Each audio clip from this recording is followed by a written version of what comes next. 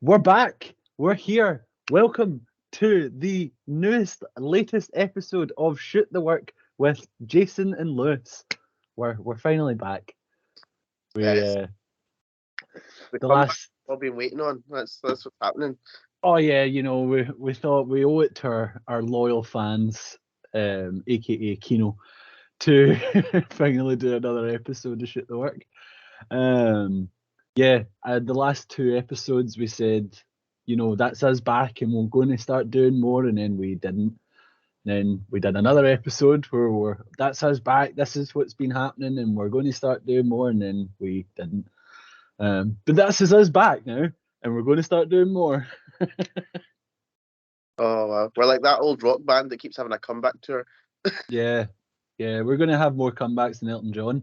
I know. Um, but yes, so today instead of doing a what's been happening episode, what we're going to do today is we are going to have a wee discussion about who the greatest of all time in mixed martial arts is.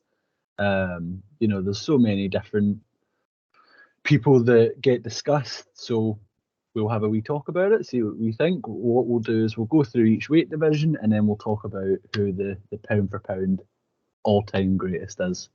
I mean, Uh, people would have listened if we just opened up. Be like, today, people, we're going to talk about goats. I don't know, maybe that's like a little niche market that we could tap into. Goat talk. Get a bunch of farmers listening. um, but yeah, so we will kick things off and talk about the women's three women's divisions. First of all, so first one up, the lightest weight division in all the UFC is the female strawweight division. Um, the division hasn't really been around for a long time, so it's hard to kind of think about who the greatest of all time is in a What I division that's really only been around for a few years. like about women's MMA is that it's still relatively young, and you look at what like men's MMA looked like back in the day when it first sort of began, like the early divisions on how you would compare the fighters to fighters of today. If that's the fighters that you're getting in women's MMA right now, imagine what it's going to be like in a couple of years. The quality of fighter you're going to get. Oh Scary. yeah, and I definitely think in with women's MMA, even in the years that it's been around, we've seen a big evolution and the sort of level of competition, and it feels like for a long time, when especially when it came over to UFC. I know obviously they were doing women's MMA and other promotions, but Yep. when it kind of hit mainstream media in the UFC, Ronda Rousey was the woman. Um, Pretty and much. that is that since then it's evolved so much. I mean, you've got so many people now who are in those divisions that are really great fighters. I mean, talking specifically about strawweight though, one that springs to mind and that she's fighting tonight is Zhang Wei Li. Or Yeah. Wei is it Wei Li Zhang? Sorry. Um. I think it can actually. It's one of those names that could be either or, because I've actually, you hear like people mention it and it's Wei Li Zhang or Zhang Wei Li. We'll need to ask her, what do you prefer? It's it. Well, on Google it says Wei Li Zhang, so we'll go with that. But Right. yeah, she's definitely up there with one of the best in that division. Which that's why she's getting the title fight tonight. Yeah. Because as at the time of recording, we are mere hours away from UFC 282, 281, 281. Yeah, and she's fighting Carla Esparza for the title. I don't think Carla Esparza is someone that I would have in the mix for GOAT talk at strawweight. Carla She's Esparza. she's good, but I don't think she's on that level. So I think a goat. I think a goat needs to have an all-round game. I think Carla Esparza is a wrestler. I don't think she's got much in terms of goat status for the striking. Mhm. Um, Wei Lee, yeah, you just think her as a striker, but she is strong. Ask Francis Ngannou. She just picked him up over his head, like No, over. no, I was like, holy. Um, yeah, but if we're talking about Wei Lee, then they kind of go hand in hand. The strawweight division got elevated by the fights with Joanna. yeah, yeah. Joanna Young J chick. Yeah, I just Oh, said Joanna because I wasn't attempting that. So good work. yeah, no, I totally agree. I think it's, they do definitely go hand in hand with each other. They done something really special for that division, especially and women's MMA as a whole with that Yeah. fight they had, the first one. Uh-huh. Um, you know, it really kind of helped put the female strawweight division on the map a little bit. Yeah, no, I honestly before then, people are probably gonna call me sexist, but I honestly thought it was like men's MMA and then women's MMA, but they put it on like a par, and I'll watch it like either or. I'm just like they're just as good as each other. Yeah, They oh really, no, absolutely. No, I um, totally agree, and I think Joanna, I know that she lost, and then she did lose the rematch, but Joanna's someone that is definitely should be in the discussion for strawweight GOAT because hmm, she reigned over that division for a while, oh, um, well, before she we leave, nobody could touch her apart from that's another person and go in this go discussion for that division has got to be Rose Namajunas, but I know what happened in the last fight. She did absolutely nothing. Absolutely nothing. But we can blame Pat Barry for that. That's his fault. yeah yeah I was going to say I don't know how much of that comes down to a coaching error there because he was telling her she was winning the fight the whole time. And yeah, And like apparently everything was going according to plan, doing absolutely nothing. So, I but know. the thing is, I think that's one thing that I feel is kind of unfair on Carla Esparza because I know she didn't really push her either, but I don't know. I feel like she gets a kind of bad rap for that fight when it seems though it was more on the fault of Namajunas and her team. So yeah, we've had that with fights before where they're boring, and then when they ask the winner, they always say the same thing. It's like, what did I have to work with? I had nobody to fight. They were just standing looking at me. Yeah, a good one that comes to mind with that sort of conversation is Adesanya and Yo Romero. So exactly what I was thinking. That Uh, fight, very much the same. He was like, I can't fight a guy that's just looking at me. I'm not doing anything. yeah, So but yeah, I'd agree though that Rose Namajunas definitely deserves to be in the conversation. But I'd say for me, it wouldn't get totally decided on who the all round GOAT is until we see Weili Zhang and Namajunas rematch. Because a lot of people, I know Namajunas won that fight, but a lot of people, including myself, see that as it was a very lucky kick she got in.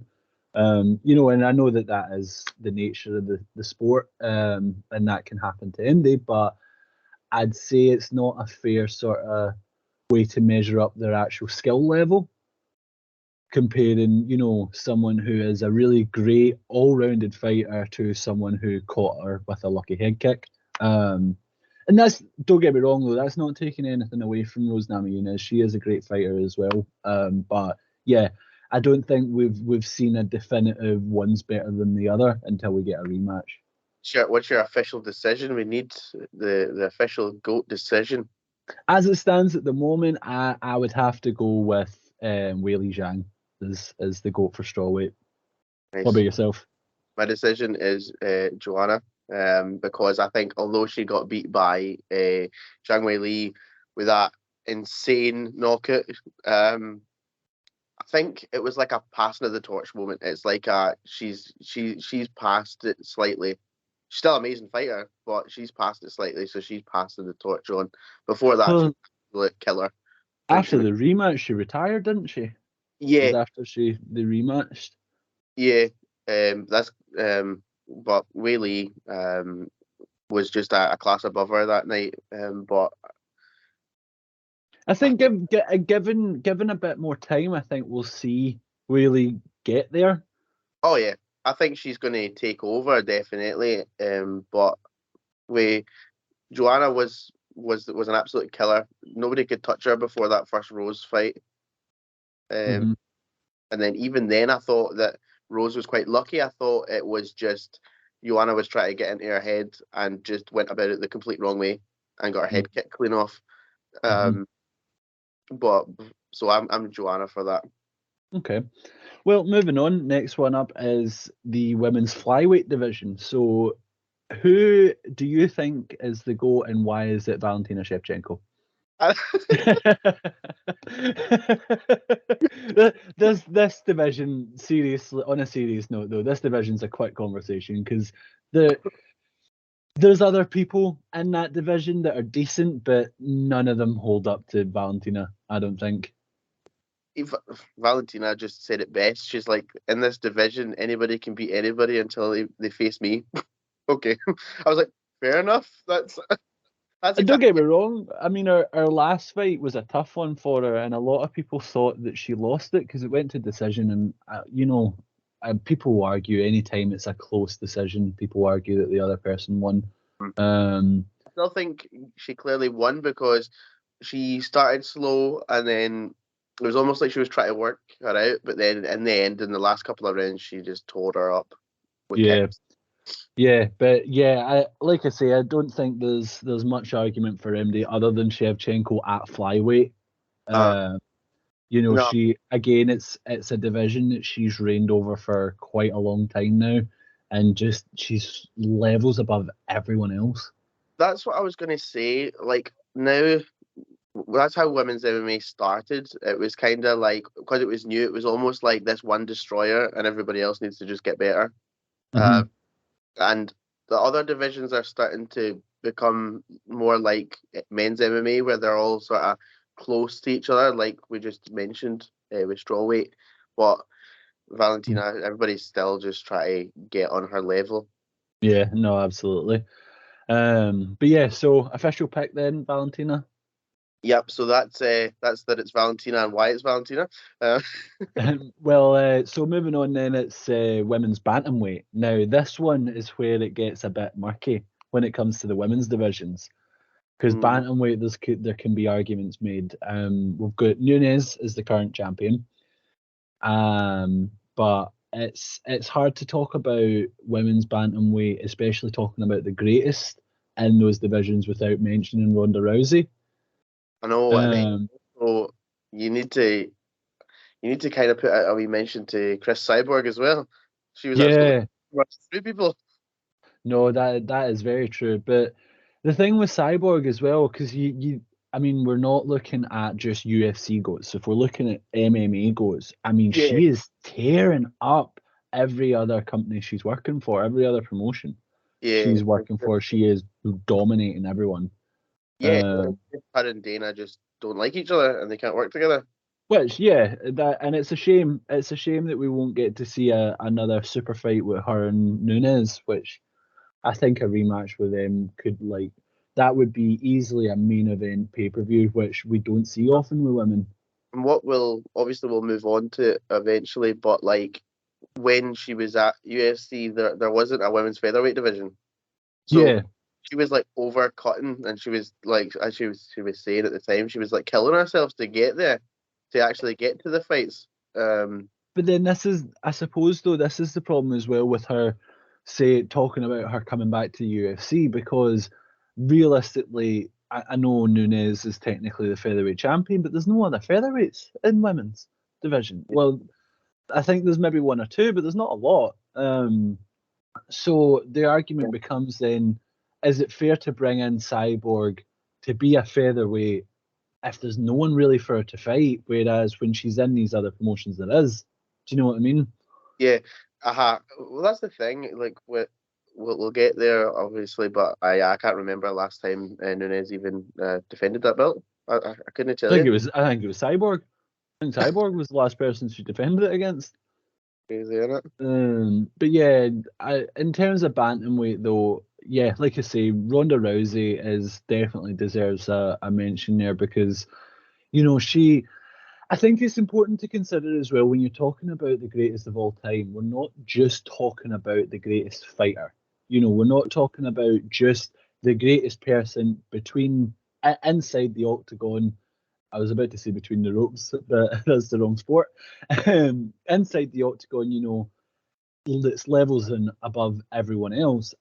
I think it's also about the impact they have in the sport and the what they do for the sport as a whole, Yeah, how good they are at promoting themselves, because those are all things that inherently come with being a fighter, especially on a big stage like the UFC. yeah, And Ronda was someone who did that very, very well. yeah. No, can you get more eyes in the sport? Can you progress it? Are you a pioneer for the sport? Definitely is. And it's hard to argue that anyone's had more of an impact, specifically relating to their own division, because she literally started women's MMA inside the UFC. Do you know what I Right. mean?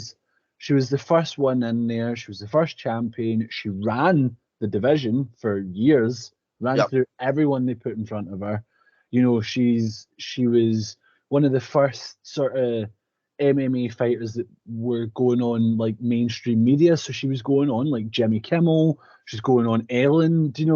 Whereas Yeah. it's especially at that time, UFC fighters weren't mainstream celebrities. Do you know what I mean? Yeah. That's certainly different now, but at the time when she came in, she was one of the first ones to do it and simultaneously pioneering women in the sport. Yeah, to me, she was like the female Conor McGregor. If you don't watch UFC, you still know who Ronda Rousey is. Yeah, household name, Yep. absolutely. But in saying that, though, you do have to consider the aspect of it is it's the fighting game, and realistically, the fighting ability should count for more than anything else. Hmm. And I think the problem with Ronda was it's not to say that she's not a good fighter because she is, she's great, but I think again, similar to Conor McGregor, if we go back to that sort of relating those two, people figured her out. Like Holly Holm figured her out, Nunes figured her out, and then she left. Do you know what I I'm mean? going to disagree. I'm going to humbly Like, disagree. But where her and McGregor are similar is you not notice that they both start losing once they change their style. mm, So Ronda running through people, I'm taking you down, I'm ripping your arm off, armbar. That's how that went. And then suddenly her coach, I can't remember who her coach's name was, just said, "Do you know what?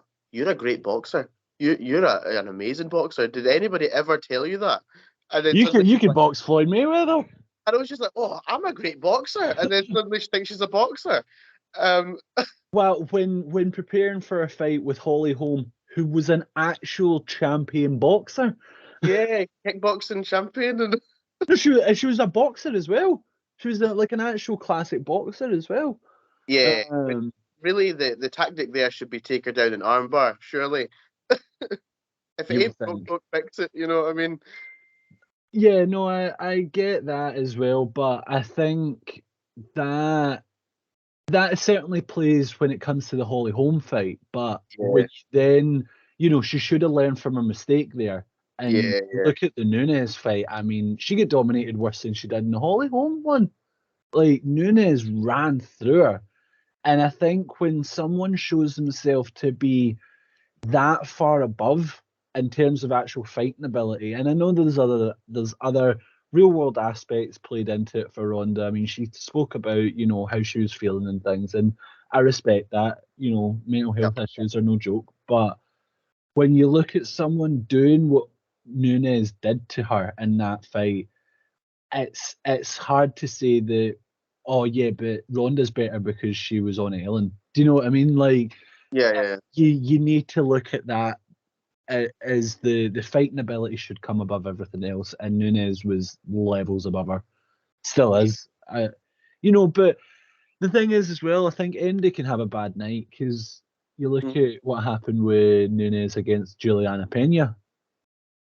Yeah, I was going to say this. What's going to probably be a common theme in this podcast is that every GOAT has that time when like somebody that shouldn't have beat them, or they had that scare, or you know what I mean. It's always that Yeah, one. like there's a controversial decision somewhere. There's always that moment of vulnerability in the GOAT. You know what I mean? Oh yeah, there's definitely a few that we can get into as we go on. Oh Uh, yeah. But that's the thing. It's actually quite. This is actually really closer than what we probably think. Because if you want to go pure fighting ability, you're going to say Amanda Nunes. But the, there is no Amanda Nunes without Ronda Rousey making the division what it is. yeah, and yeah, that's exactly it. It's where what do you put more stock into? But Yep. if we're talking final decision, I have to go with Nunes for GOAT bantamweight. Yeah, I'm going to go Nunes as well for this one though. But it was very very close.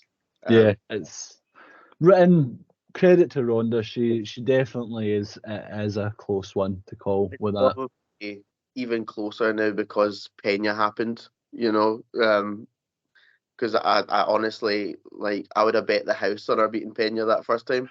See, I would have agreed with you there if it wasn't for the fact that she then went in the second fight and dominated her for Yeah, 5 rounds. yeah, it's kind of like to be fair, when the fighters do that, when they lose and they come up with all these excuses, I'm like, just say you lost. But then they go and win like that, you're like, all right, okay, maybe you've got a point. Maybe that did happen. Maybe you were feeling like that. You know what I mean? Yeah.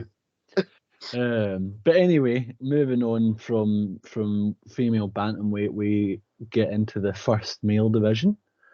We Yeah, talk, we're just gonna skip featherweight because that's Amanda Nunes. Because like, yeah, yeah, and it essentially doesn't exist anymore. So she's just carrying around like an extra title for some reason. But yeah, so we move on to men's flyweight. Mhm. Now this is a tough one. Not This for is me. Not for me at I all. know who you're going to say. Not not even close. But um, let's discuss though.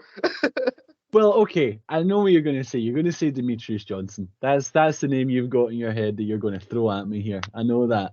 And listen, I agree with you in terms of his fighting ability. I think he's someone that ran that division for a very long time. He beat everyone there was to beat, and he's still, over in one, tearing it up, and he's the champion again. He's still doing really well. But, but, and the reason I don't just go straight for him is what we were just talking about there with Ronda Rousey. When you're looking at a GOAT, you need to look at all aspects of what it is to be a UFC fighter or a world famous MMA fighter. Demetrius Johnson could not sell fish to an Arab. Are we settling for that one?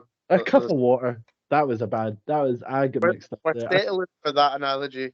I kind of got a bit thrown off there. But Oh, that, you know what I mean? He I'll can't take promote that. himself. The guy can't promote himself. He can't. He's not a good promoter of his fights, of himself as an athlete. And I think he's just. It's not even that he's not likable, because when I watch interviews, I don't dislike him. Yeah, But I've seen him. I'm just not like interested in him. Like I'm not invested in who he is or what he's doing because That's because a big aspect of MMA, unfortunately, because it's a legit sport, is that you need to kind of be like a wrestler, like a WWE wrestler, um, to like get yourself over. Because he yeah. was just there and he's like, "I'm Demetrius Johnson, and I'm going to win because I'm the best." You're like, "Cool." Plus, I think as well the reason that I'm not too confident in just saying Demetrius Johnson absolutely is because, well, for one, Cejudo beat him, and Cejudo's definitely in that conversation for flyweight GOAT. And for two, he never fought Brandon Moreno. He never fought Davison Figueiredo. So, and those are two guys that I think, in terms of flyweights, are two of the best. And we're seeing it just now with the two of them. They've had 3 fights, and it's still not settled who's better. Yeah, Do you know what I mean? They had a draw for the first one. Moreno won the second. Figueiredo won the third. We still don't know who's the best out of them. it's And they beat everyone else at flyweight. both of them beat everyone else. Mm-hmm. And like I say, you know, going back to what I was mentioning there, Henry Cejudo is another one who ran that division for a while. As soon as Johnson was out of there, it was Cejudo's time. He came in and just ran through everybody and retired as champ. So Mm-hmm. To be yeah, fair, yeah, like, a part of that is like to stop any doubt. I would say he would need to come back and beat Figueiredo Moreno to cement it. You know what I mean? yeah, The other thing is, it's just that it's weighing it up. He had that amazing win streak. I think it was like 8 wins in a row, who something did? crazy like that. Who- Johnson, in yeah, the it was something like I think it 8 wins. was more. I think it was more than that. Might have been more than that. It was a lot of wins anyway. Yeah. Ridiculous amount of wins. But you're like, is it your talent, or is like the division not really set yet? You know what I mean? Is it not got the fighter quality in there yet?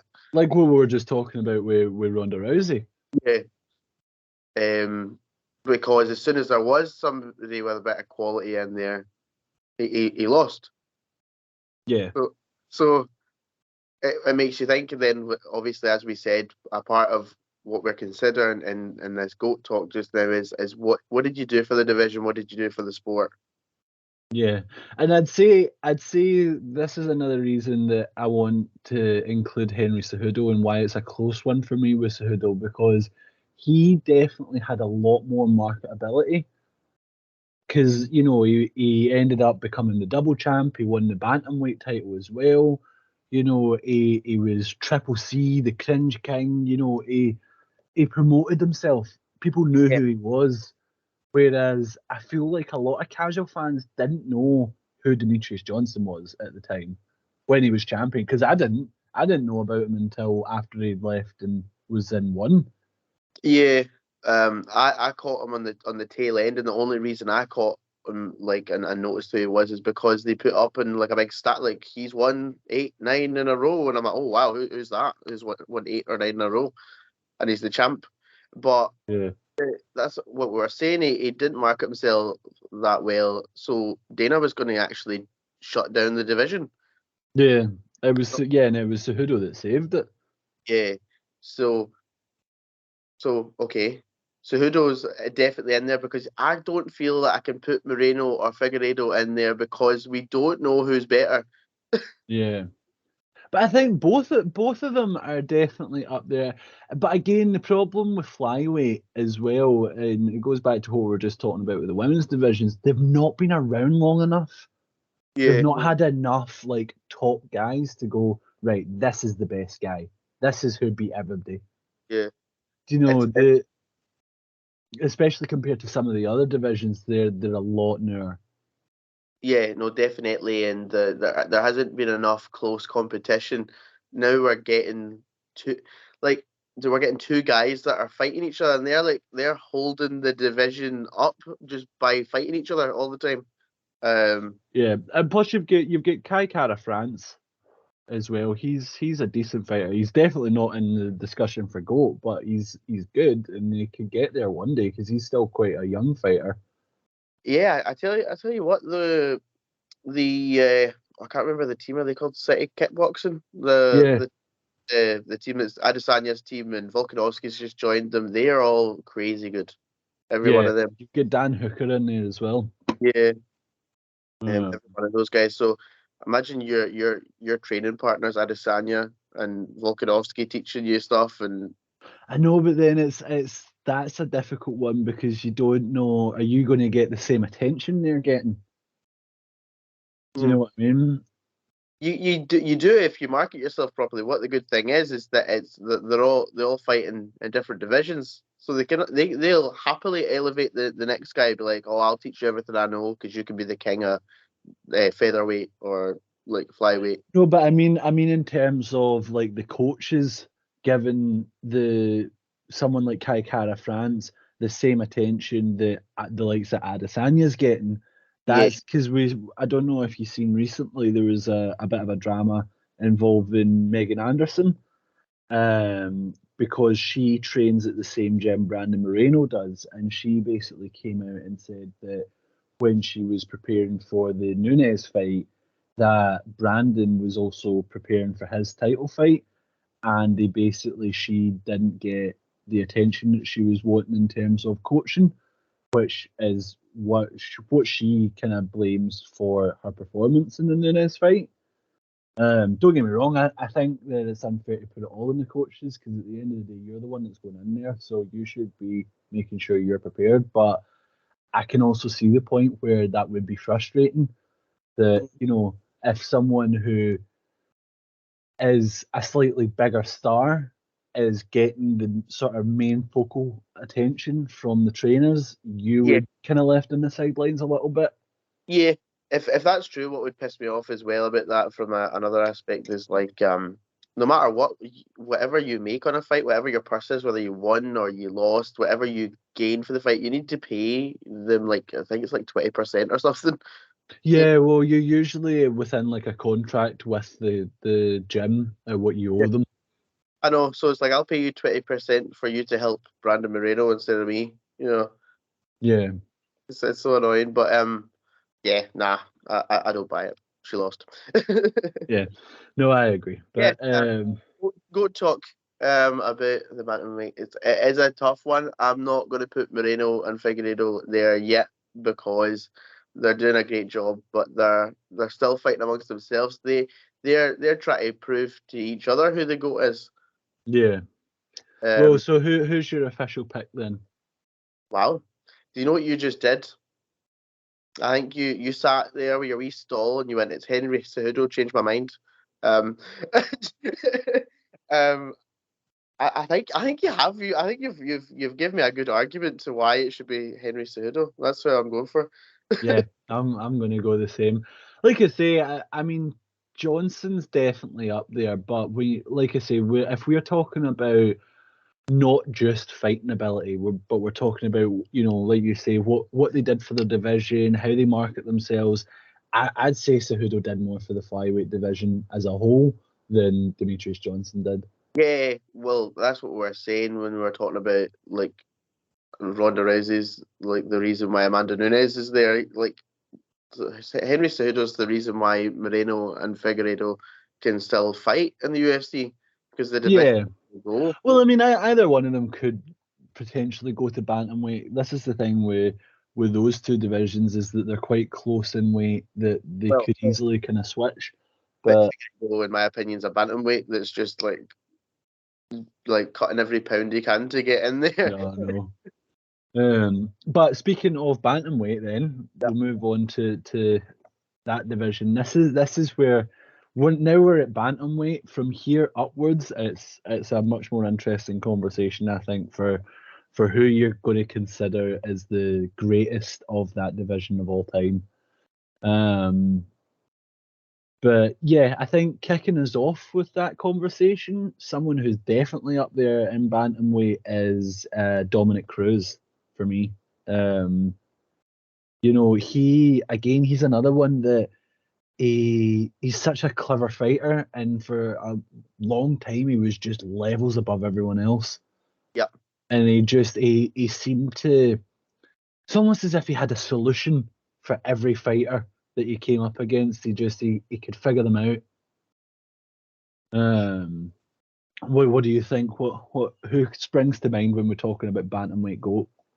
This is embarrassing. We're going to have a short interlude while I fix my electric that's about to die on me, apparently. All right.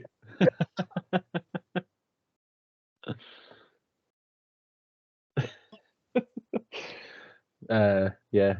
Sorry, guys. For anyone. Jesus.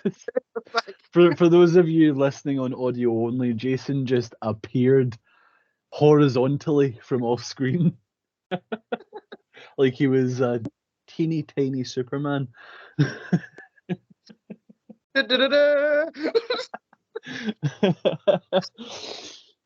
Right. Anyway, so none happened. We were just chatting about bantamweights, right? So, Yeah. um, My so editing abilities are not quite there for me to cut that out yet. please don't clip the Superman though. Um, Anyway.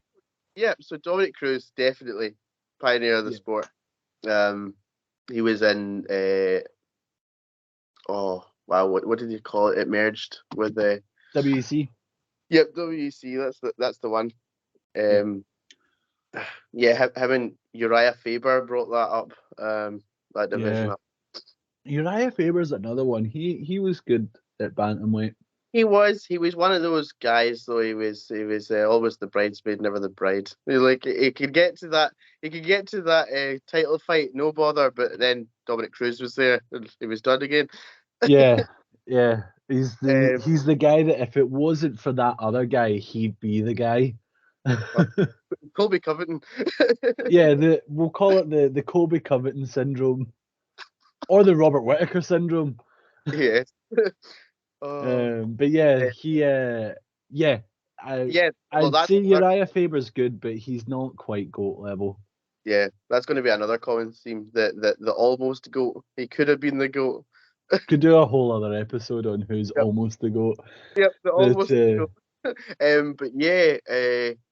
Think Garbrandt was too much of a flash in the pan for me. He was there, then he was gone. yeah, see if Cody Garbrandt had went on like a 5 fight run where every performance was like the Dominic Cruz one, he'd be my hands down pick. I'm But sorry. he had that one performance and then shat the bed majorly. Do you know what? I think his head went because just up Dillashaw killed him.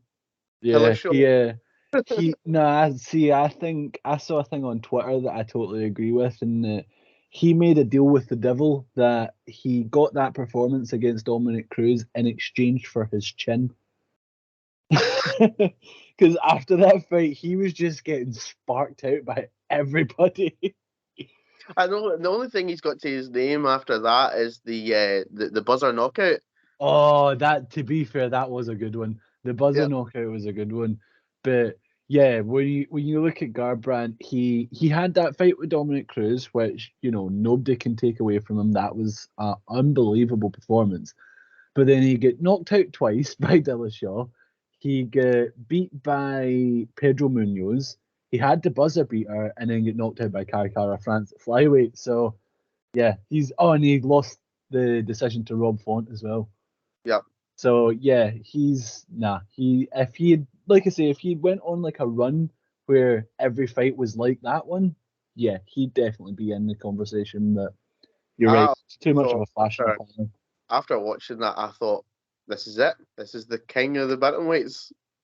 And Yeah. wow.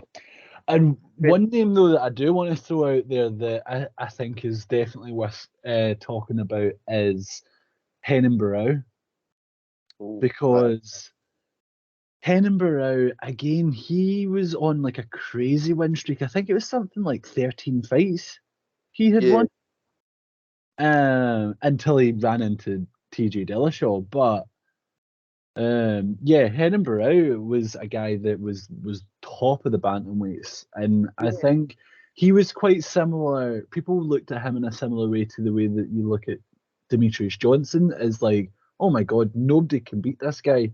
Like yeah, we don't care too much about the division, but we know he's really good and nobody can beat him. yeah. And I'm pretty sure Dillashaw was like a last minute replacement. He wasn't Yeah, he, near the title, and no, I and think he he was like rank 11 or something when he beat. something crazy. Um, Yeah, he was a really low rank, and yeah, you're right. He was like a last minute step in, and he just demolished him. It's crazy. yeah, sometimes you can just pull out a performance like that and just It's a unexpected. But yeah, it's a credit to TJ's coaches and a credit to the makers of EPO. But brought to you by the makers of EPO. but yeah, see, it's funny though. Just mentioning TJ Dillashaw. See, if it wasn't for the EPO scandal, I would actually have him in the conversation personally. Yep, I know he lost to Dominic Cruz, but he beat the guy. He beat Henan Barrow. He yep, beat Cody. And when you look at the rock paper scissors logic, he beat Cody and Cody beat Dominic Cruz. So TJ is obviously pretty good. He's beat Sandhagen as well. Yeah, I would have considered him for a GOAT, but not now. Sandhagen's just missing something. He needs like I really like him as a fighter, but he's there's just something that he's missing. I know. I'll tell you, it's not something that he's missing. It's something that he's got that he shouldn't, and that's a number of losses to the top guys. This is the problem. He's such a great fighter. He's just not better than Piotr Jan and TJ. Do you know? Well, the funny thing is though that those losses have all been like razor thin decisions. Yeah, I was just about to say, I was actually about to correct myself there because I wouldn't say that he's not better than TJ because that was one of the closest decisions. I don't envy the judges who had to make it with him and TJ. Been on the wrong side of those decisions. Yeah, and but I mean personally, I did have TJ winning when I watched it, Yeah, but it really could have went either way. yeah, no, definitely. Uh, Jan should be there, I think. Jan should be if it wasn't for Aljo. And this is the problem because No, I don't have Aljo. there. No. I don't have Aljo anywhere near being the GOAT. But the problem with that is if I don't have him, I can't have the guy that he beat twice. Well, technically beat once because the disqualification doesn't count. But I can't have the guy he beat as the GOAT if I'm not going to have him.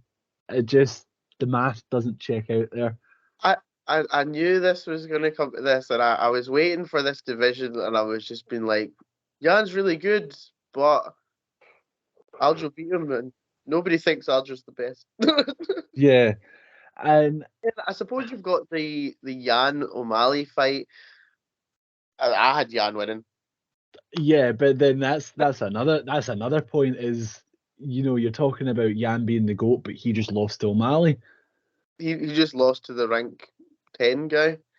Yeah, personally, I like O'Malley. I don't think he's anywhere near GOAT status, but I think he could get there if He could, he's making the right moves don't to think to he just will. skyrocket to the top of that division. Think he will. Um, I honestly think Dana's put all his chips to O'Malley, and really it should be on Vera. Chio Vera's very good. Yeah, that is a very good point. Although, in speaking of who the goats are at bantamweight, we're just talking there about Henry Cejudo. He's also technically a bantamweight, and he's never been beat at bantamweight. and they're talking about him. See if he comes back and he beats Aljo like he says he's gonna. Ultimate goal. He's just a goal. There's nothing you can say to dispute that.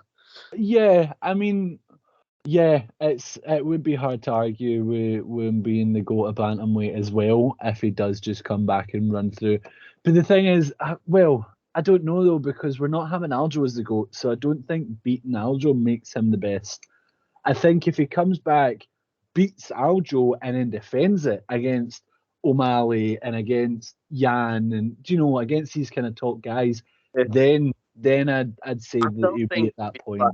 I still think you would class him as the goat if he won because if you are like the best in the division, leave and then come back a number of years later and just beat the champ straight up, then who Jan can't beat and we're like, oh, he could be in the conversation for a goat or you know what I mean, all these people. Suppose. Um, TJ, I really hate the fact that um, he decided that he would go to a fight with one arm and think that would be okay. Yeah, for context here, everyone listening or watching, Jason and I are very salty about this because both Jason and I had an accumulator bet on, which for those of you who don't do a lot of betting, an accumulator is you pick, say, we had I think 4 fights, Yeah. so we picked 4 fights, and if we had been right in all of them, upon placing a £5 bet, we both would have got about 200 odd pounds back for it. And TJ Dillashaw fucked that up. He fucked it up nice and royally because we both had him, and then he sits there after losing very, very decisively. Like, oh yeah, I dislocated my shoulder like 20 times in training. Like, you could have fucking told us, TJ. You could have told us. I know, I know, I know. Well, not mention the fact that we both also had Oliveira, but either way, TJ is the one that fucked that up for us. I know. He's just like, yeah. So the fight was in what, September, October, What and did... like my shoulder's been popping out since April, but I'm okay to fight. What? But you know as well, the thing that annoys me about it is that his justification, his argument for that was that, oh, if I didn't take the fight, I'd be holding the division up. But now that that fight's done, Aljamain Sterling came out and said that he's not going to fight again till like next June. So you've still held the division up Yeah. because you took a title fight that you know you couldn't win, that you know was just going to be a total write-off because you had one arm. And now the champion, because he's fought you and filled out his contract, he's now taken fucking half a year off. Yeah, the other point that he made, which made no sense to me, is that, oh, if I didn't take this title fight, I would just be waiting for a year, and I didn't want to wait for a year. So you lost, and now you need to fight people to get back to that position. Yeah, because this is the thing. If he had waited, he maybe could have just walked straight into a title fight in a year's time. Do you know if he had said, "Look, I'm injured, I can't fight just now, but I still want this title fight. Yeah, Book I'll it for next year." take the winner at Aljo and whoever you pick. Or, worst case scenario, he has one more fight. You know, maybe a rematch with Sandhagen. I think that's probably TJ's next move is a rematch with Sandhagen. Yeah, Because Sandhagen's still up there in the top 5, I think. So yeah, have him with Sandhagen or have him fighting Jan, or you know what I mean. I think Jan would murder him. Yeah. So do we have an official GOAT of the bantamweight? Personally, for me, I would have to go with Henan Barrow. I think, you need to look at overall what they've done. And I know he lost to TJ, but before that, he ran that whole division. So So this is a tough one. This is a tough one. I'm going to go for Dominic Cruz, though. I think okay. he's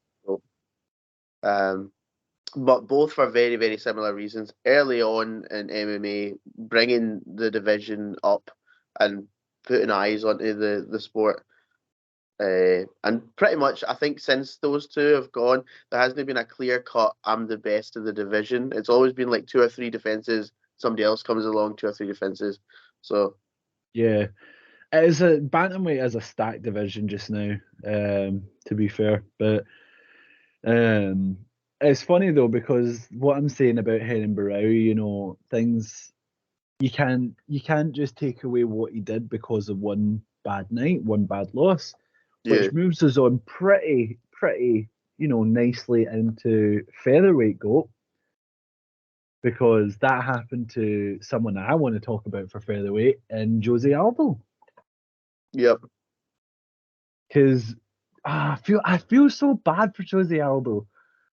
Because Aldo, I don't think there would be a doubt in anybody's mind that he was the best if it wasn't for Conor McGregor. If it wasn't for what Conor did to him, He I don't got think anybody would question that he was the best. he got played. He did. He did get played. He get played pretty badly. Although, in saying that though, featherweight there's a lot to talk about there as well, with who could be the best. I know. Like we've got Aldo for like again we're talking about early in the sport who elevated it, who brought the eyes to that's Aldo. But then Because he was in a 13 defenses, wasn't he, when he fought McGregor? something insane like that anyway. Yeah, because I think that's including his WEC run. Yeah, and I think it was 8 in UFC or something like that. But Yeah, that's why they just called him the featherweight king. Like that's what they just called him. King of Rio. Yep. And McGregor, you're not even in the conversation because No, absolutely you not. won the belt and then you won another belt and then you left. So Yeah, you he had zero title defenses at featherweight. He came in, he beat a young Poirier, a young Holloway, Chad Mendes, which I mean, what the fuck has Chad Mendes done? It And was actually good. You always hate on him, but he was actually pretty good. He was a very, very good wrestler. no, I'm not saying that he's not good, but what the fuck has he done? Do you know what I mean? Like what he's never won a title. He's had two title no, well, a title fight and an interim fight. Lost Yeah, both. Do you know, like Chad Mendes, there's plenty of good fighters who aren't going to be even remotely in the conversation yeah. because they've not done anything. So in that run, he beat young Poirier, who figured out he was in the wrong division. Um, he beat young Holloway. Then they gave him this like a fighter that was not even in the title picture and was on his way out because he was getting older. It was Dennis Seaver, his name was, Yeah. and then Chad Mendes, and then obviously Aldo. But But Aldo, it's funny when you consider though as well, like the fact that for Connor is a pretty constant criticism that he makes of Habib. That oh Habib never beat MD in the sport. What has he done for the sport?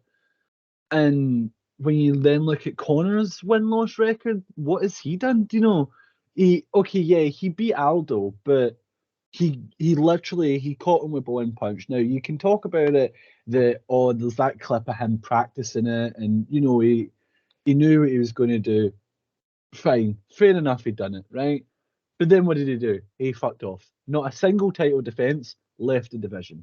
Held up the division for a year and a half, went and won the lightweight title. Oh, and guess what? He never defended that belt either because he decided to go box. He then came back and lost again. So yeah, I don't think Connor is in the GOAT status for any division.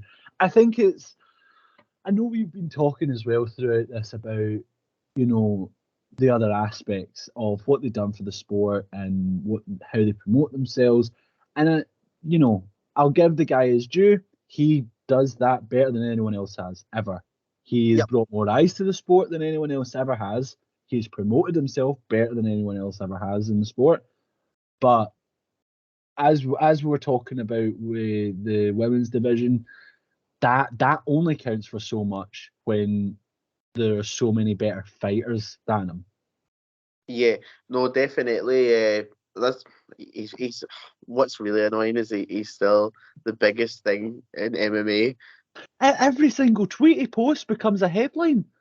Every single thing he tweets out becomes a headline on every fucking Yeah. Conor McGregor said this. And it's like, I don't care. I don't care about him. I don't care what coked up fucking drunk ass tweets he's posting. However, the video with the Fab was hilarious. The video with the fab was funny. That was funny. But anyway, going back on Yeah. topic here, what we do need to discuss is the current pound for pound best fighter in the UFC, Alexander Volkanovski. Right. Can you remember, right? Let's go back a couple of years. Do you remember how we felt about Volkanovski and how much hatred we had towards him because we didn't believe he deserved to be champ and he didn't deserve to be fighting Holloway, never mind beating him. Yes, I remember. And the thing is, it makes me sad because again, Holloway would be my guy if it wasn't for Volkanovski. Another example of the Kobe Covington syndrome. If it wasn't for Volkanovski, Holloway for me would be my pick for featherweight GOAT. He's got the popularity, like what he did for the sport, like eyes on him because everybody loves him, Holloway. He has given you highlight reels, the best boxer in the UFC, baby, teaching Ortega how to block. It, Crazy. and then Volkanovski, Volkanovski started off with, I would say, being just about on his level, um, like skills wise. But Volkanovski, with every single fight, he looks better and better. No, no. I think for me personally though, I feel like he's not quite at greatest of all time status. But I think that's only because he's current. I think it's because he's still he's getting there. He's definitely getting there. I just don't think he's there yet. I think, see if they do this super fight they're talking about with him and Islam in Australia, I think that will cement him. As if he wins that, then yeah, fair enough. That's him for me. I would consider him the featherweight GOAT. But right now, when It's we funny. are looking at, again, what they did for the sport and what they did for the division, I just don't think he's quite there. What's really funny is that what will cement him as featherweight GOAT is winning the lightweight title.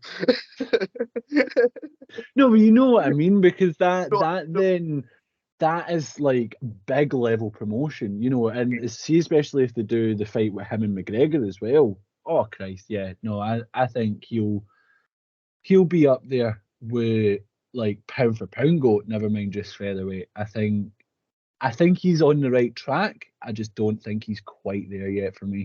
honestly, looking at his frame, I still don't know how he gets to 145 pounds. Yeah, we're talking about a guy who used to be a heavyweight when he was a rugby player. I used to be like 200 pounds or something. Didn't It was more than that. I think it was like 220. It was. It was like that's a light heavyweight, I think. Well, no, light heavyweight's 205, so he's a heavyweight. Oh God, yeah. He's like a smaller heavyweight.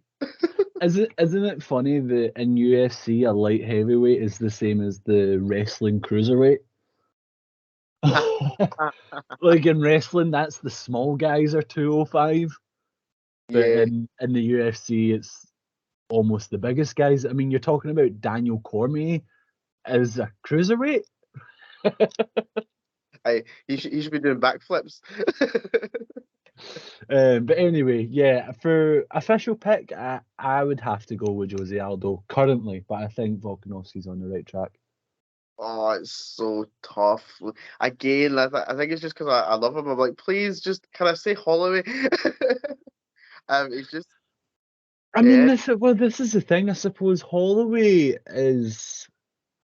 should still be in the conversation. I know he got beat by Volk twice, but if we are also looking at marketability, he's one of the most popular guys in the UFC.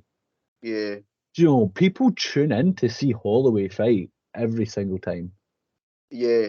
I think And I know people do like watching a Alexander Volkanovski fight, but that fight with Korean Zombie didn't do great. Not everybody was talking about that, but everybody talks about Max Holloway every time he's doing anything. yeah. Has Volkanovski faced Yair Rodriguez yet? No, Because that is a tough one. That's a tough fight for him. but Holloway beat him. I know Holloway beats everybody. Yeah, but this is the thing that he's Like, actually, I'd say, a better example of the Kobe Covington syndrome. Like yeah. it should be the Max Holloway syndrome because he literally has beaten everybody else. He beat Aldo twice. Do you think he's like sitting at home right now and like he's like, please make that fight with Makachev and please just move, just leave. The only guy that Holloway hasn't beat in like the top of the featherweights, I think, is Korean Zombie. I don't think he's beat him yet because I don't think they've fought. But he's beat Ortega. He's beat Yair Rodriguez. He's beat Aldo twice. He's beat all the top guys. Yeah, and Ortega showed you nearly like how quickly it can all be taken away for you. I honestly think though as well that see if McGregor did come back, and because there was a talk about that for a while, McGregor coming back and fighting Holloway again, I think Holloway fucks him up Easy. easily. No, We'll can you? have another best boxer in UFC moment where he's not even looking at him and punching him and dodging everything. He could already be having his interview with Joe Rogan while he's still beating him. Do you know what I mean? It's crazy, I but do a Joe Rogan podcast while fighting him. but yeah, but I can imagine a Volkanovski McGregor fight. That would be beautiful. Just him just getting absolutely done in. Oh yeah, Volkanovski would fuck him up. Yeah, Um, but my official pick. We need an official pick. And I think you're right. I think Volkanovski needs one or two. to be the GOAT of the division, but it's literally only one or two. It's so close. So Aldo, just now. Cool. Well, moving swiftly on because we're already at an hour. We will Yeah, move guys. on to the. Like I don't know, make a cup of tea or something, sit and listen to this. Yeah, but yeah, we will move on now to the lightweight division. Oh, don't make me This do is it. a really tough one. I like. So for hour two, we're just going to talk about lightweight.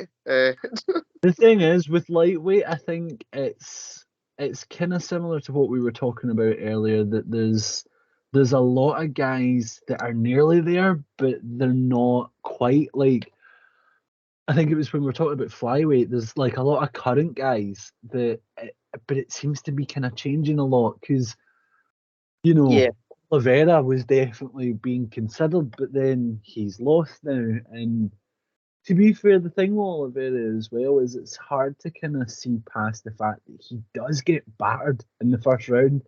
and it's hard to overlook. Like everybody's got a short memory. It's hard to overlook the start of his career. Mm, Like how many times, like Khabib even spoke about this. He's like, how could he be the best if he's tapped? Like it was like 5 or 6 times, and he's meant to be a jiu-jitsu god, and he's tapped 5 times. yeah, but that is the MMA fans do have definitely got a short-term memory because I mean, you're talking Oliveira even used to fight at featherweight and get his fucking throat crushed by Max Holloway. That was a weird injury. I thought he blew out his shoulder because I watched that live. That was when I first started really watching MMA. I watched it live, and uh, I thought it looked like he was like holding his shoulder, like he popped it out, and his throat got crushed. I was like, "What? How does that Yeah, even happen?" it's a crazy one. But yeah, I think for lightweight, for me personally, there's no one really on the same level as Habib. I just, Oh, Habib didn't do it for long enough. I know I it's not can, his fault, and like you can't stop circumstance like that, but I know. he didn't do it long enough. But the thing is, when we're talking about Habib, I feel like just nobody could do anything to stop him. He fought, like people talk about, by people I mean Conor McGregor especially, talk about oh he did nothing for the sport, and oh who did he fight? He fought a fair few guys who I would say are in the conversation. He fought McGregor, he Yeah, fought Poirier, he fought Gaethje, he fought Ali Quinta, he fought like quite a few decent level talent, and none of them could do anything. And these are guys that all have different styles. These are guys that all fight very differently, and he ran through all of them, didn't lose a yeah. single round. You wouldn't think that Gaethje was a wrestler, would you? No, Uh, no.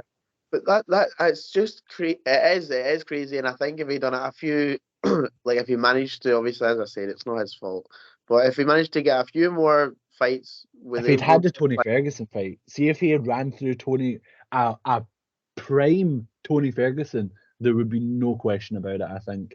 like if their first or second fight didn't fall through, then yes, but Yeah, almost like Poirier is so good as well. Like yeah, Poirier should be up there as well.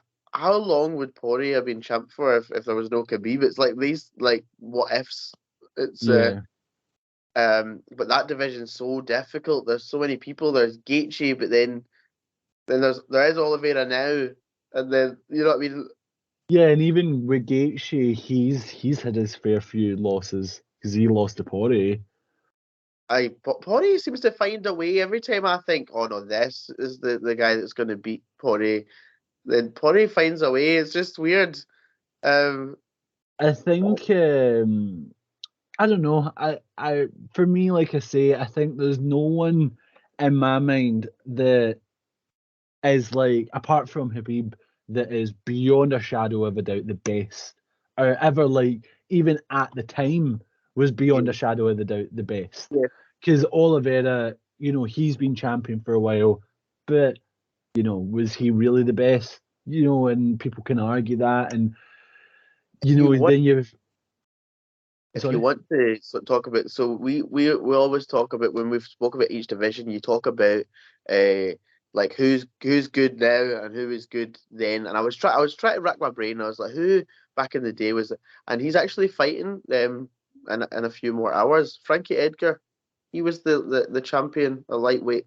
Frankie Edgar was good, but He was the pioneer. He had the eyes on the sport for the reason being is that now that you've got nutritionists and stuff and you see his frame, he's a bantamweight, he's a featherweight, he's tiny, like compared to yeah. the rest of these guys. And he was like this like smaller guy that was fighting like all these bigger guys and beating them Well, all. we can see how you identify with that. Why you like him so much. My little heart, little David and Goliath. I know that. So sorry for the viewers. I'm 5'3". Okay. Well, 5 foot 2.5. He just rounds up. But Yeah. um, But because I think in terms of these days could be definitely just some of the things he did where people people like he would tell you what he was going to do. You knew what he was going to do anyway because that's what he always does. He just takes you down and doesn't he let you move, and eventually, before you know it, he's got you in some sort of choke or an but armbar see, or the thing is with what you're saying is the reason that that's so impressive is because his opponents knew. His yeah, opponents knew what he was going to do, and they could do fuck all about it. yeah, and Do the you know what reason I mean? And these are guys that are good fighters. That yeah, in the later stages of his career, a guy like Pori, who a jiu-jitsu black belt, top of the division, and knew exactly what he was going to do and what his fight plan was, and still could do nothing about it. yeah, I also think sometimes with a wrestler though, I don't know if you're a really good wrestler, you sort of put that fear factor into people. You see them, they don't punch or kick anymore because they're just like, oh, he's going to take me down. They just and I think you put that fear into people, like people that were just like would be crazy fighters and just wing punches and like big head kicks would just start not throwing anymore. He's going Yeah. to take you down, which is that shows how good you're. If you're stopping people from actually throwing a punch, then Hmm. how good are you?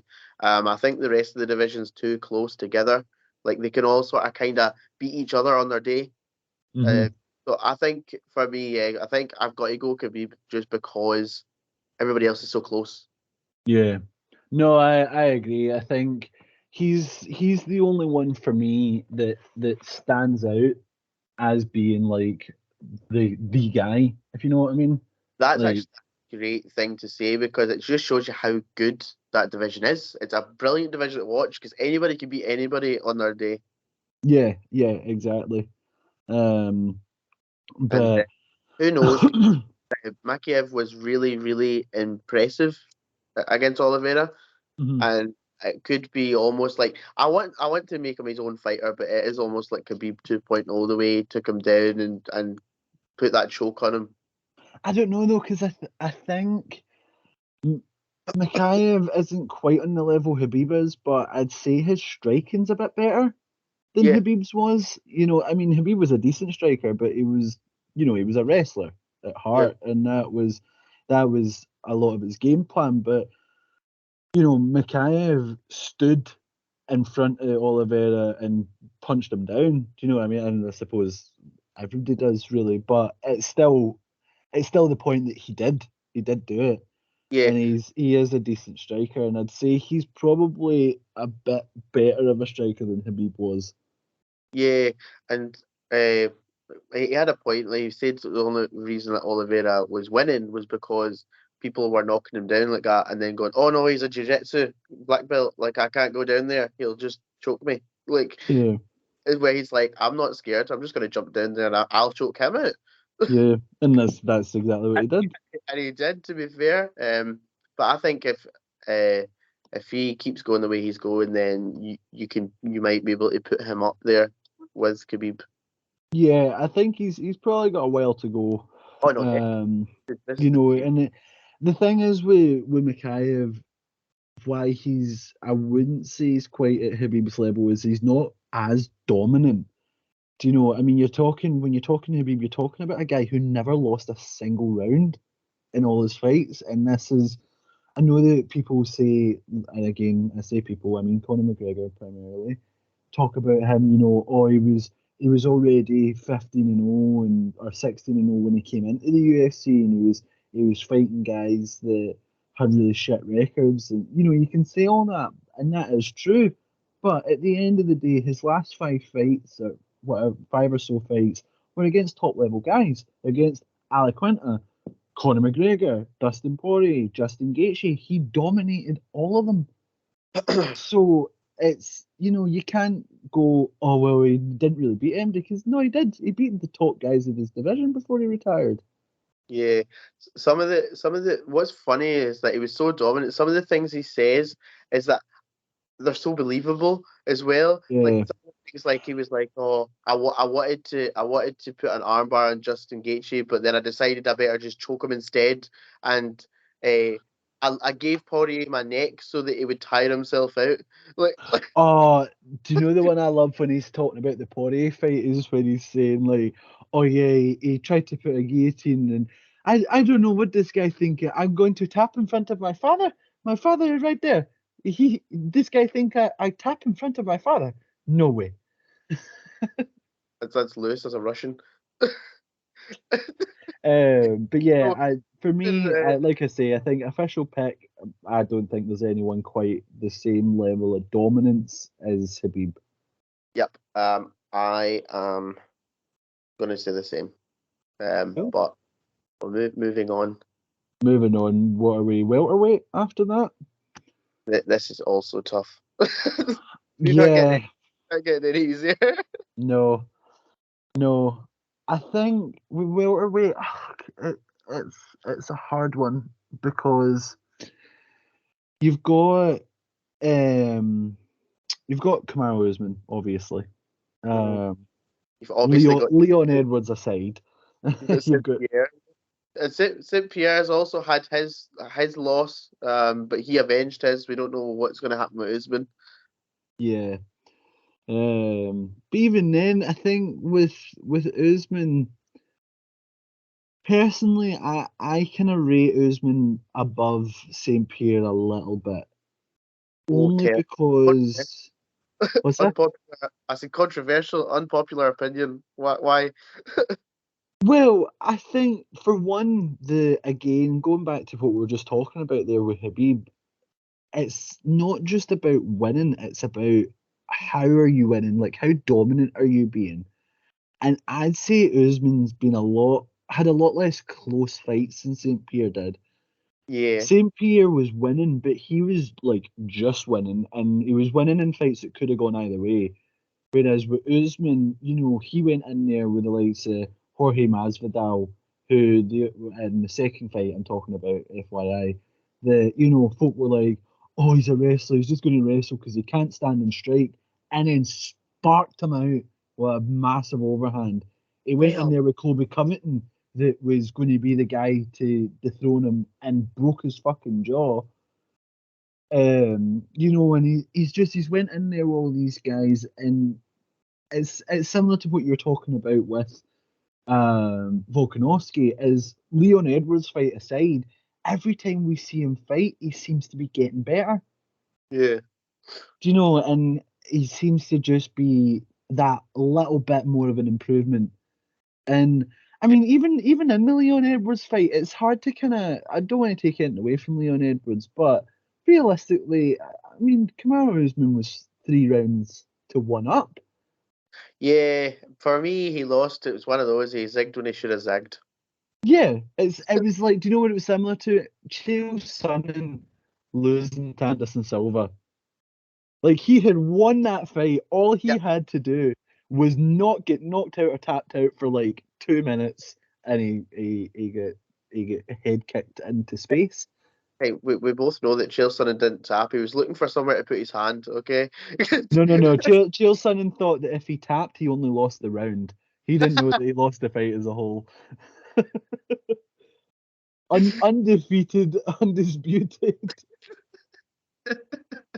Pound Uh, for pound, GOAT, Chael Sonnen.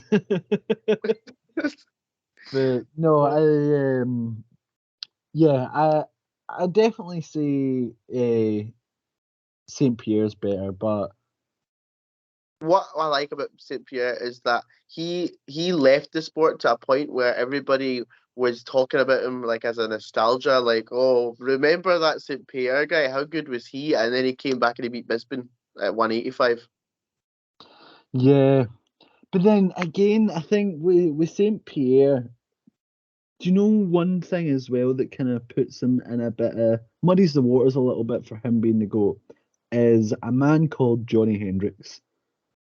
Oh dear. I think it would be a lot easier to name him as the best if it wasn't for Johnny Hendricks Yeah.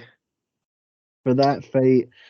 And listen, it wasn't totally St. Pierre's fault.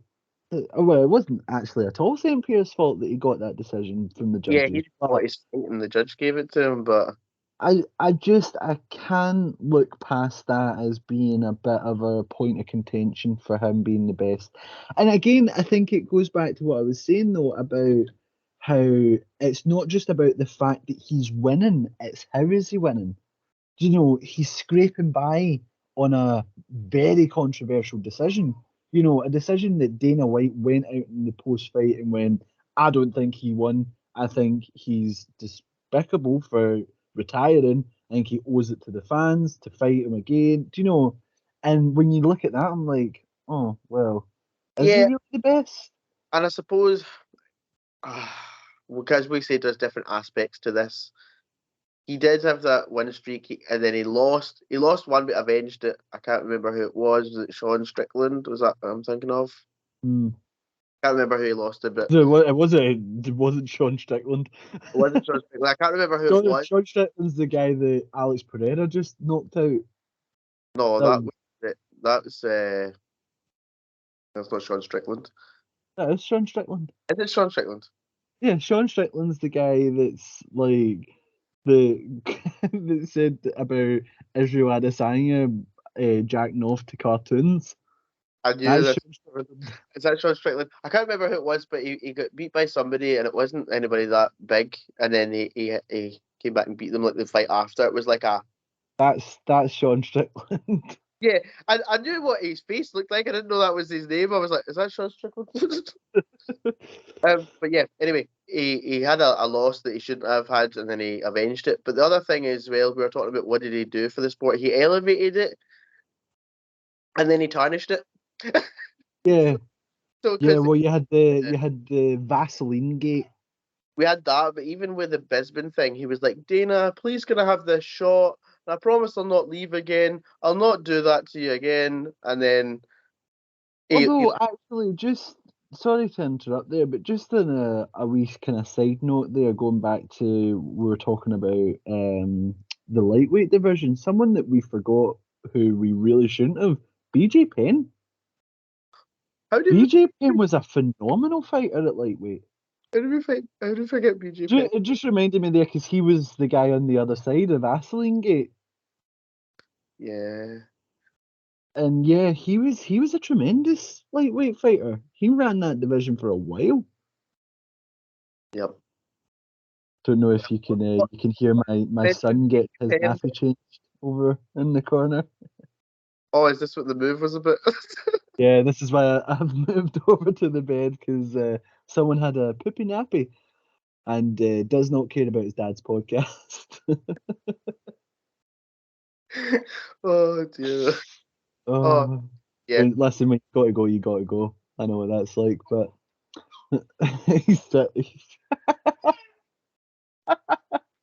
he's he's sitting over there laughing at me. Can hear him. Don't know if that's actually coming through in the microphone or not. Yeah. Hi.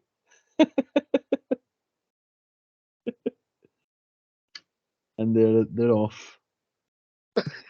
He just gave me a wee wave. But yeah, Yeah. anyway, On BJ Penn. mention BG Penn. Yeah, speaking of tiny little men, BJ Penn. Oh, I thought you were going to be like, Jason, your opinions. But Um, yeah, yeah. Uh, I just got that. But yeah. BG Penn, I don't know though, in saying that he was great, but I feel like he kind of tarnished his own legacy by fighting way past his prime. that segued brilliantly. I was just like, so I was like, yes, St. Pierre, he was great for the sport, and then he tarnished it. And you're like, so BJ Penn was like that. Yeah, yeah, because he got knocked out outside like a nightclub. There was Oh, that but video of him getting fucking sparked out. he fought far And too long. He did one of those things where when you start losing, fighters do this all the time. See, when they start losing, they Matt start Serra was who you were thinking of, by the way. that guy. I've the looker upper guy, and it was Matt Serra. He lost, and then he beat him 3 fights later. Yep. So anyway, as I was saying, BJ Penn, he did that thing that fighters do when they start losing and they start getting older.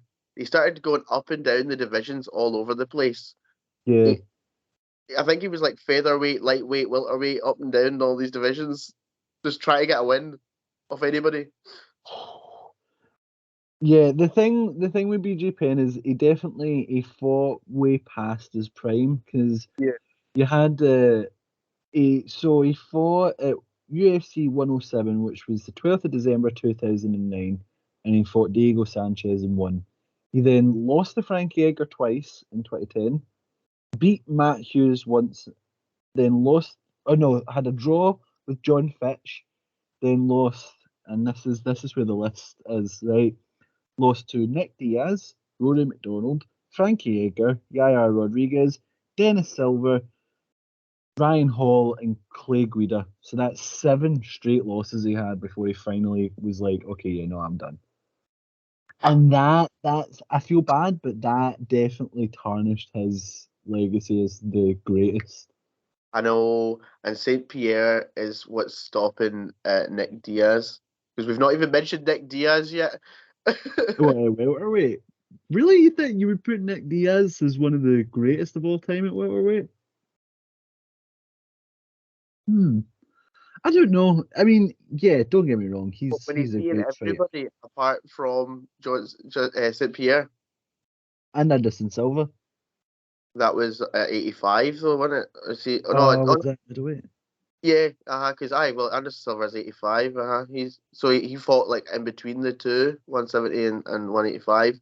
So But so then he again, I feel like Nick Diaz, the only reason I wouldn't have him in contention for the GOAT status is because he never won a title. Like, he never made it to the top what prize. yeah bad about him is it's like he's like a Colby Covington Holloway kind of thing, but he did that in two divisions.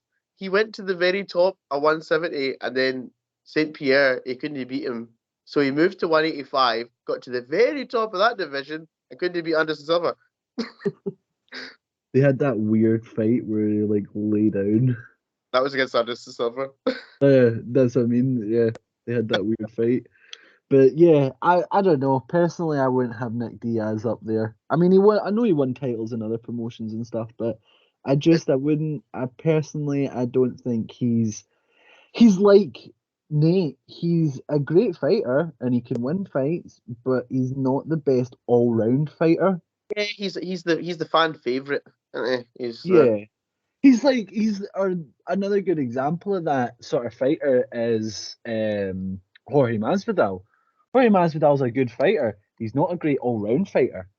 yeah. He's not one of the greatest fighters ever. He can beat people, he can knock them out, but he's not like levels above everyone else the way that the likes of GSP was. Because Yeah. GSP definitely was. What's And I'd say so is Usman, really. What's crazy about Nick Diaz watching him fight is that he doesn't punch anybody hard. He just punches them 100 times. Yeah. Kind of like Holloway. Yeah, and before you know it, they're all busted up, and you don't even know how. Because I'm like, you've tapped him 100 times. Well, that was the thing for all the damage. Like when you look at the Holloway fights with Calvin Kattar and Brian Ortega, all the damage he did, he doesn't like knock them down or knock them out. Do you know what I mean? Yeah, It's just because he's just punching about 100 times in the space of 2 minutes. aye, Like, and it's oh just like Jesus! like we jabs and just we pop pop pop pop. And you're like, whoa, what's happening right now? Um, but yeah. So for me, was I'm conscious we need to get through this, or everybody will be sleeping away to their bed before this gets to the end. I'm gonna go and I'm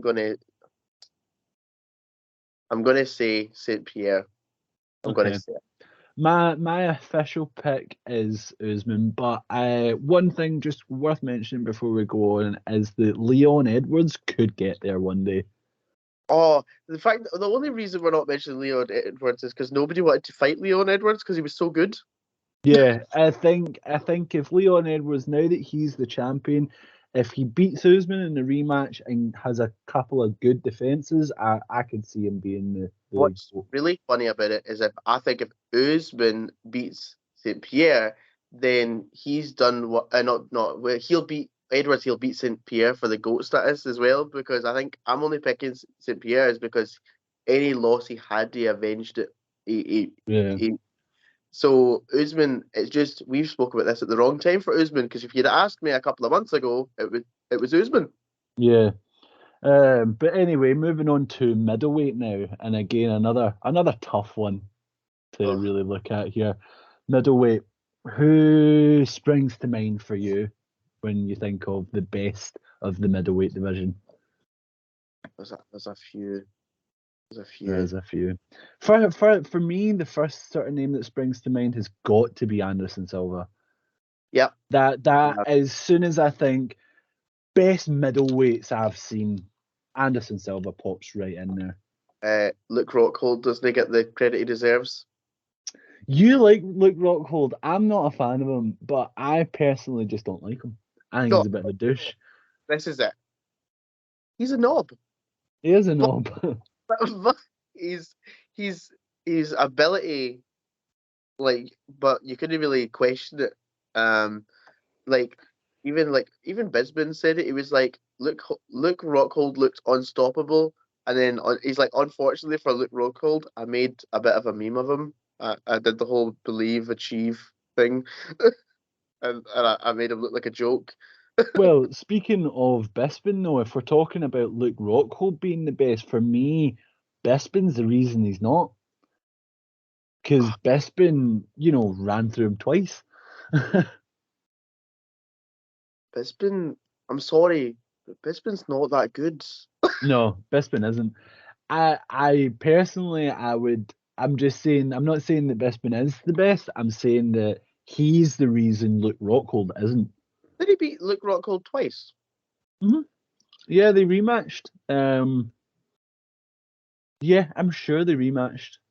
I, I'm I'm pretty sure they didn't, because unless he beat him earlier in his career, because after he won the title, it was Saint Pierre, and it was Dan Henderson, then Saint Pierre. He had a terrible run. No, he beat Dan Henderson. Yeah, that's what I'm saying. He beat Dan Henderson, and then Saint Pierre came and beat him. Let's see. No, they So did. They fought again. did they fight again? Mm-hmm. At one USC 199. So when they fought the first time, it was obviously the knockout. Oh, hold on. Look, Rockhold beat him. Yeah, he beat him earlier in his career, and then it made it 1-1 to get that title. Hold on. Because I'm sure Bisman's run was get the title, beat Dan Henderson, who was ranked number 12, and then face St. Pierre and get beat. Hold on. I'm trying to find it. Oh yeah, no, you're right. You're right. They fought way back in 2014. Luke Rockhold tapped him out, and then they fought 2016. Bisping knocked him out in the first round to win the title Yeah. from And like rank number 9. yeah, because Bisman for me was just at the right place at the right time. Like I'm pretty sure somebody pulled out for the fight with Rockhold. You're forgetting a fight actually though for Bisping when he defended his title against Anderson Silva and won the decision. Was that not that interim fight? No, that was the one where he beat Silva, but Silva had hit him with a flying knee. I Remember, thought Silva thought he'd won. I thought that's how he got the fight. What with Luke Rockhold? Yeah, was that after No, Bisping was a replacement. He was a late replacement. for He was. I don't know who he was replacing, but when he fought Rockhold and won the title, he was a late replacement because he yeah, was ranked like number 9 or something when he got no, that fight. I agree with you, but I honestly thought Anderson Silva was the fight before he fought Rockhold. I honestly thought that. No, no, he defended his title against Silva, I'm sure. Did he? Jeez, hmm he beat Silva defending his title, and you're right, he did. He fought Dan Henderson, and then he lost to St. Pierre. He fought Dan Henderson because Dan Henderson knocked him out in like 2009. You know what I mean? Like, come on. Yeah, because Dan Henderson was also when Dan Henderson fought Bisping for the title. He was ranked like number 7 or something. He was like nowhere near a title fight. Dana White was just like, oh, remember this guy knocked you out like 10 years ago? Like, do you want to fight him? like, um, Um, Bisping's run wasn't great, so he's not even in the conversation. Sorry, Bisping, you're out. Um, but yeah, I think Anderson Silva for me. Yep. I think there's not really been anybody else like him that's done what he's done apart from Adesanya. He's close, but even then he's not on the same level as Silva. I don't think like prime Anderson Silva. you reckon? Nah, I don't. I just don't see it. I don't You see. don't see it. Listen, Silva. This is my argument against Silva. No, there's a lot of arguments for Silva, but let me present you my case. Okay. Anderson, Anderson Silva stayed in the game far too long. Far too long. Yeah. We also had Chris Weidman. Yeah.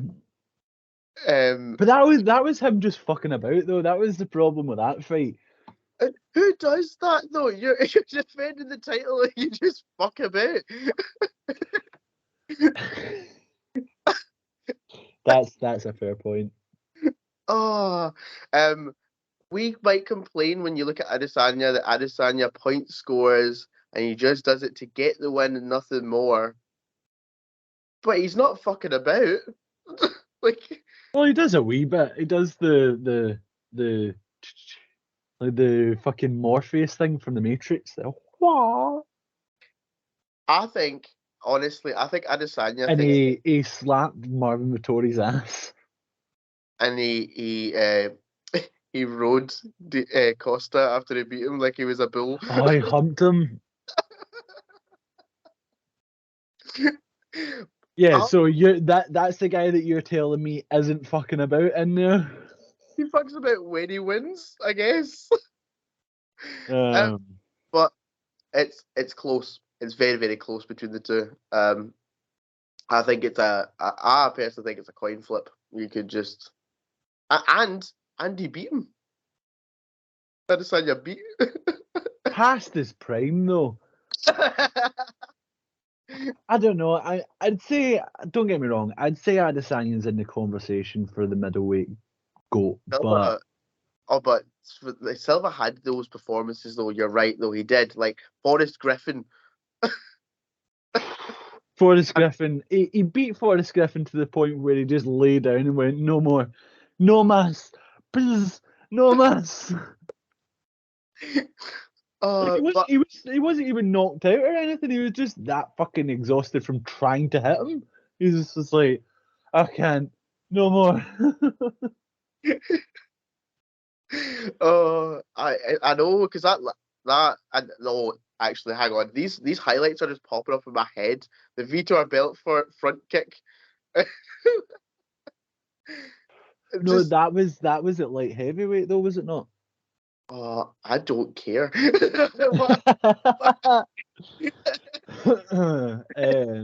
No, but and well, if it was at light heavyweight, you see what happened to Adesanya when he went to light heavyweight. Very true. He just got held. Silva had a light heavyweight title fight with Cormier at UFC 200. He did. He did. But Uh, yeah, when Adesanya went, it was like yeah, when he went, it was like, see how you've got like two brothers fighting, the bigger brother just holds him down, like, no, Yeah.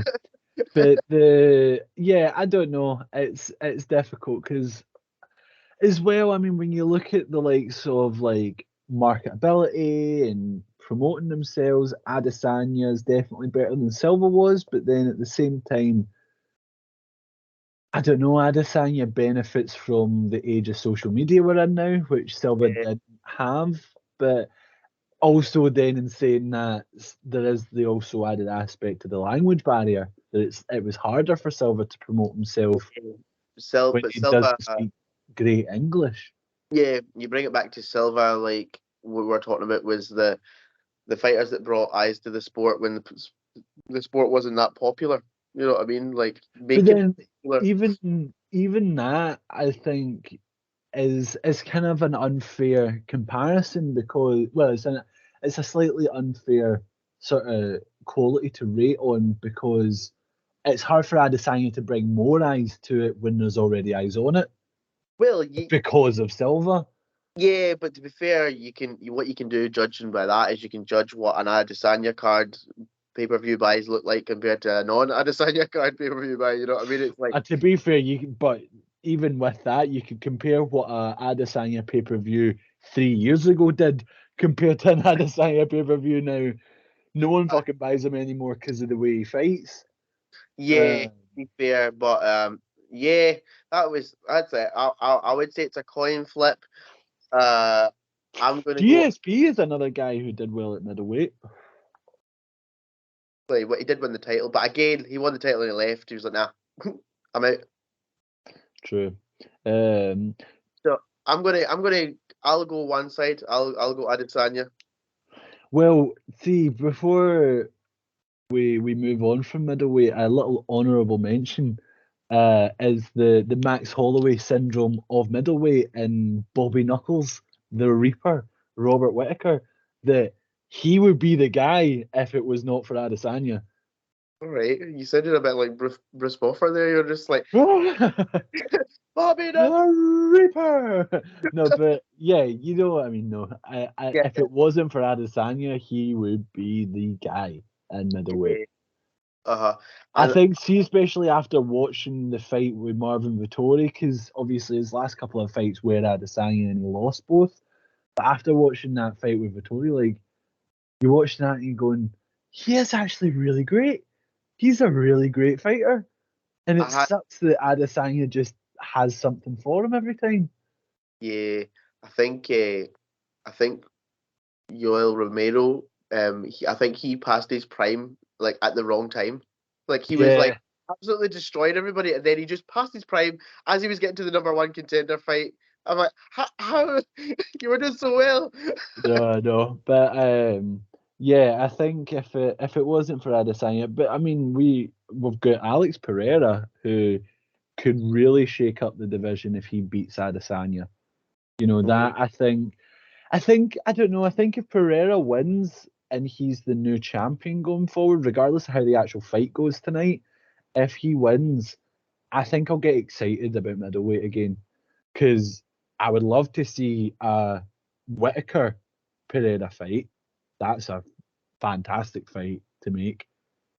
Uh, Yeah, and you've uh, got a couple other guys that I would like to see in there with Pereira, but official pick, middleweight GOAT, Anderson Silva.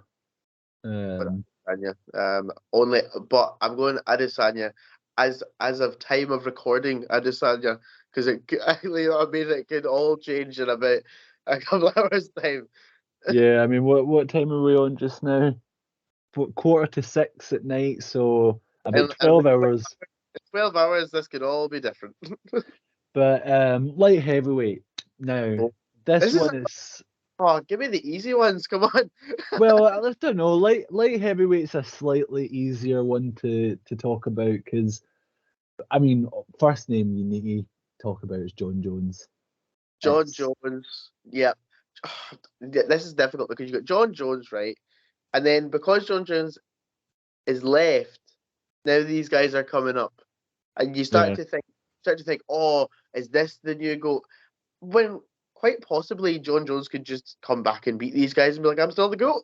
Uh, yeah. I personally I don't think Glover Teixeira beats John Jones, and I don't think Jan Blachowicz beats John Jones. Nope. I don't even know if Yuri beats. I don't know. Yuri might, but only because he's younger. He's younger and he's more vicious. Do you know? Because I Thing is, think the reason I don't see Glover winning is because Glover's a wrestler. John Jones is a great wrestler. So I think he has an answer for that, and he's much better in the feet. So I think he beats out Teixeira by stopping takedowns and point scoring. I think he beats Jan Blachowicz because Jan Blachowicz again is not a very aggressive fighter. So I think John Jones point scores and wins, keeps the distance, the way he's done, in the last fucking 5 fights he had, last yeah. 5 title defenses. But I think with Yuri now versus John Jones now, I think Yuri wins.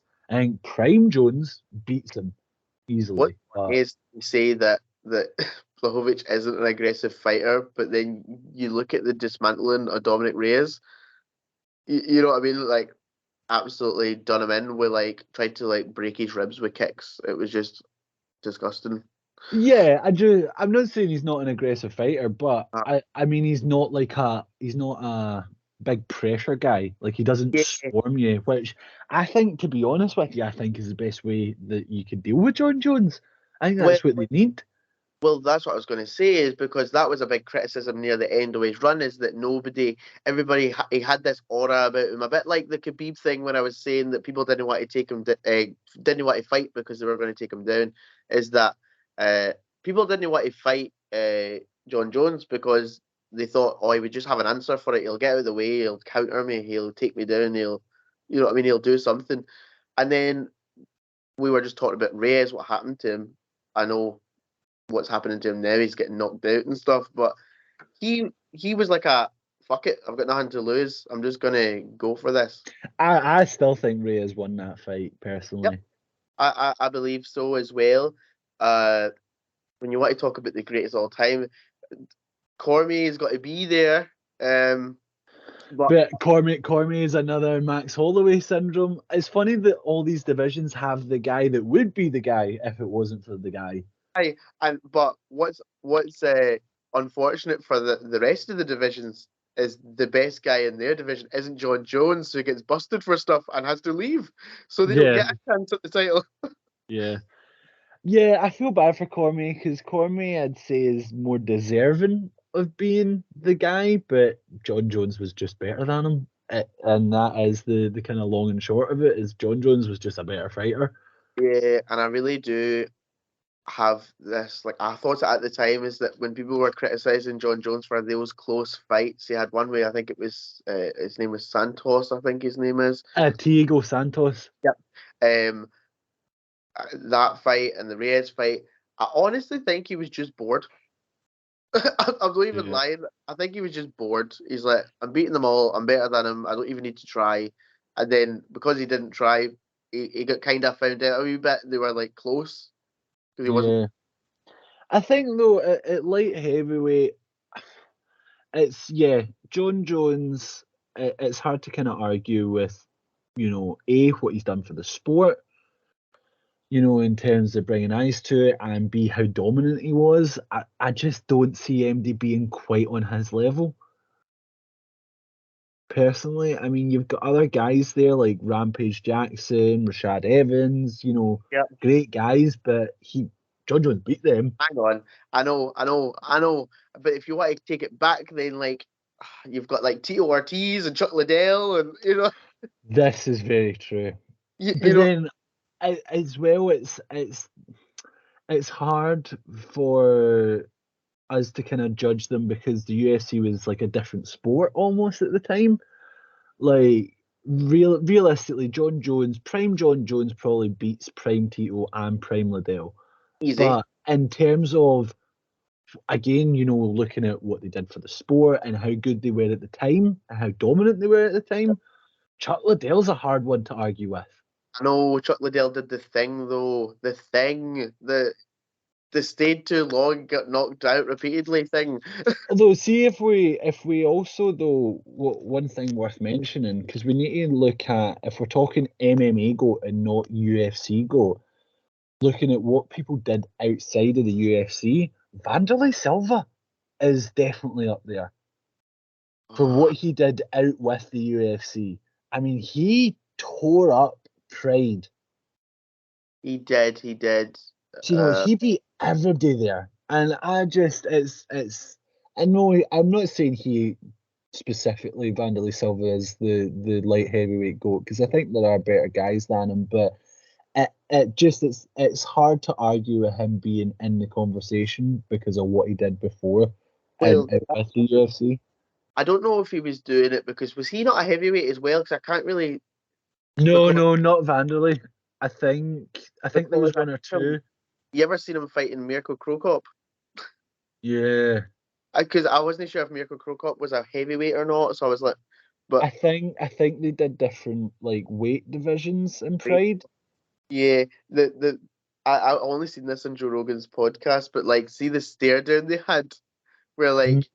like, and Vanderlei Silva's supposed to be the axe murderer, like the scariest guy to like you could ever come across, and Mirko Krokop just stares him out, and you see him like, whoa, whoa, hang on, actually, I'm a bit scared here. I'm shiting my pants, but Pride's a big one when you're talking about that era of fighting. Pride, although people say it had fixed fights and stuff like that, they still had big fighters like Rampage Jackson in Pride and Yeah.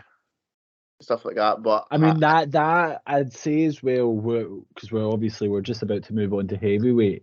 yeah, That was we'll be talking about Pride a lot in the heavyweight division, because there's guys that have never fought in the UFC that are up there. But anyway, we'll get on to that in a minute. For light heavyweight, I've got to for go for me, I've got to go for John Jones. To be yeah, fair, yeah, I need to just go with John Jones. I just don't think there's anybody on the same level that's done what he did. yep, Um, he ever beat. He just left. So and got disqualified and no contest yep. for a rule that it's weird because he got disqualified for a rule that wasn't a rule until he did it. Like the ref just made up a rule on the spot. Like that's not allowed. No, he never even when the fight ended, it was ruled a victory for him, and then it was like, oh no, you're not actually allowed to do that. Like, what? The 12-6 elbows. Yeah. Anyway, yeah, John Jones I think is got to be the guy at light heavyweight. But moving on to heavyweight, and now this one's a bit of an interesting one, I think. For me, I find this an interesting for who the heavyweight GOAT is, because heavyweight I'd say is probably the oldest division for mixed martial arts. Like, Yeah. in terms of going back to the sort of early days, it was the heavyweights that you knew who they were. Yeah, when I was younger, um, when I was younger, like it was just the UFC games. I never watched UFC. It was just like the games that I seen, and Frank Mir was the man in the games. Frank Mir, and then in came Brock Lesnar. Then came Brock Lesnar. I don't. Um, I personally, I don't rate Brock Lesnar as the GOAT for heavyweight. I think he was great, but yeah, there was one too many scandals, and he didn't do enough for me to really consider he, him. he didn't. He checks the box for eyes on the sport and elevating it and stuff like that. But But even then, when he came in, there was already plenty of people watching the UFC. I don't think Brock Lesnar brought a lot of new fans to the UFC. I think you he I think he was a big draw. He was a big draw, and when he was fighting, the pay-per-view did well, but I don't think it was a lot of people that wouldn't have watched it anyway. you reckon he's in the top five? I think he's like third, maybe. He's got the third highest selling pay per view in UFC history. I mean, was it not UFC 200? No, no, it was a Frank Mir, one of the Frank Mirs. Um, Oh well. so so No, I mean, I'm not saying he didn't bring any, but like in terms of people who wouldn't have watched the UFC at all, like, because I think that's what I always think about Conor McGregor. Is Conor McGregor brought a lot of people who wouldn't have watched UFC otherwise. They brought them in to watch it.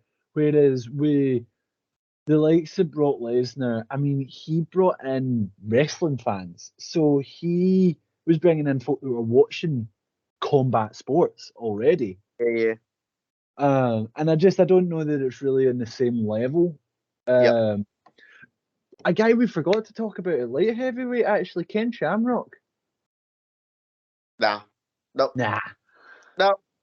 T.O.A.T's fucked you up like 4 times. Nope. I'm going to beat you into a living death. Go that actually go for that. We did. Goat trash talker. I know we did. We spoke about Chael Sonnen when we were only talking about his division, but didn't talk about Chael Sonnen in his division. Chael Sonnen's one of those guys, though. I love him, but he's not the best. He's not even nearly the best. But when you're talking about the greatest of all time, you don't call him the greatest of all time. You call him Chael Sonnen. Chael P. Sonnen. The P is for great. Oh my god. Oh dear lord. But yeah, heavyweight. Heavyweight, I think for me, one of the biggest names that doesn't get talked about a lot, and this is kind of what I was sort of alluding to I talking know about, where you're going guys. with this. I know exactly where this is going, but go on. Fedor Emelianenko. Yeah, I knew where you were going with that. I knew it. Fedor is an insane fighter. Like, he's still going now. Yeah, he And won his last fight in Bellator, I'm pretty sure. because there's a reason that they call this guy the last emperor. Because he's the last of a generation that have all died out now. And, that's talking about guys like Tito and Chuck and Vanderlei and Mirko Krokop and, Yep. all these guys that were amazing back in the old days. And Fedor was fighting then. And he's still going, and he's just in a crazy sort of different I type don't know of if he's guy. fought since. The last fight I seen, he beat the number 2 guy in Bellator. Like, I think it was Ryan Bader, his name is. You heard him? I made it, yeah. And he knocked him spark. And I'm like, Fedor, but the thing as well, I think with Fedor and why it's difficult is because he beat all the best of Pride. He beats the best of all these other divisions, but he doesn't beat the best of UFC. Well, no, that he doesn't, but he hasn't. He didn't fight. he did though. That's the funny thing, is because of this era that we're in, he doesn't come to them, they come to him. He's like, No, I know, but it's hard to kind of say like but prime, prime guys like I'm trying to think off the top of my head, but guys like like that. Yeah, I know what you're saying. Like, is he beating Stipe and like that kind of stuff? yeah, or like does he beat Ngannou? Does Yeah, he beat does he beat uh, Cormier? Does he beat these guys yeah, that he hasn't fought or that he fought past the prime? yeah. I think his era is he's past it now because he's 45 or something. You know what I mean? Um, but I think his era was the sort of Brock Lesnar era and Frank Mir and that sort of stuff. But then I would have loved to have seen him fight Frank Mir. And I would have loved to have seen him fight I Brock know, Lesnar and see how he would have done against I them. Do you know what know, I mean? And or that's the problem with big naming him the Overeem, best. What's that? big Overeem when he was massive. Oh, here, you want to talk about one of the best? I'd say Uberim, but again, he's a guy that didn't do amazingly in UFC. He did all right. He did better than some, but didn't have a greatest of all time career in the UFC, but did outside of it. Yeah, He and again, he's another guy that tore up the likes of Pride and Strike Force. yeah, even you ever seen him fight in the K1, the kickboxing? Yeah. Oh, just insane. But I don't think Ngannou is at GOAT status. I think he's another guy that could get there Get if he continues on the run he's on now. He could get there, but I don't think he's there right now. if he could get this contract sorted out. I don't even know. Like, he's the champ, but is he coming back? Like, how does But that work? Like, do you I, just like strip him and just have a fight? no, It, no. weird. A couple names I want to throw out there is Stipe and DC, both of them. Both those guys are great at heavyweight. They are. They are. Stipe especially, I'd say. Stipe is quite underrated though. CP is underrated. Uh, I think. I think Cyril Gann's going to be the new like Colby Covington Holloway guy. I think he's going to be better than everybody else now. I don't know. See, for me personally, and again, it's a problem with when we're recording and talking about this because I think, see, if they do the John Jones and Stipe Miocic fight, and Stipe wins that, I think Stipe, that's heavyweight GOAT confirmed. If he beats John Jones, I think that would be him cemented. Because if he beats the guy that most people think is the pound for pound greatest of all time, if he's the guy that finally actually beats John Jones at heavyweight, I don't think there's any arguing he's the best. I don't know. We both know that light heavyweights moving to heavyweight doesn't translate very well sometimes. Yes, the listeners of this podcast will also know Jason's failed predictions of Alexander Gustafsson fucking up the heavyweight division. Tearing through it, absolute savage. Oh, he's going to reinvent the heavyweight division. Got beat by he got beat by Verdum. That's another guy, Fabricio Verdum. Fabricio Verdum, yeah, he's decent. I mean, there's a lot of kind of the thing with heavyweight. There's a lot of kind of big recognizable names and guys that did well in other promotions and even did well in the UFC. I mean, guys like Overeem, guys like Big Nog, Fabricio Verdum. Yeah. You've even got guys like Cain Velasquez. There's lots. Why are we not talking about Cain Velasquez? Why Cain are we Velasquez has definitely got to be up there. I was like, why are we not talking about Cain Velasquez? Yeah, he's definitely up there for Cardio Kane. yeah, cardio Kane. Yeah, exactly. Mark Coleman, Randy Couture. Randy Couture has definitely got to be in that mix. Yeah, right. Randy Couture he did both divisions, 205, and he was like,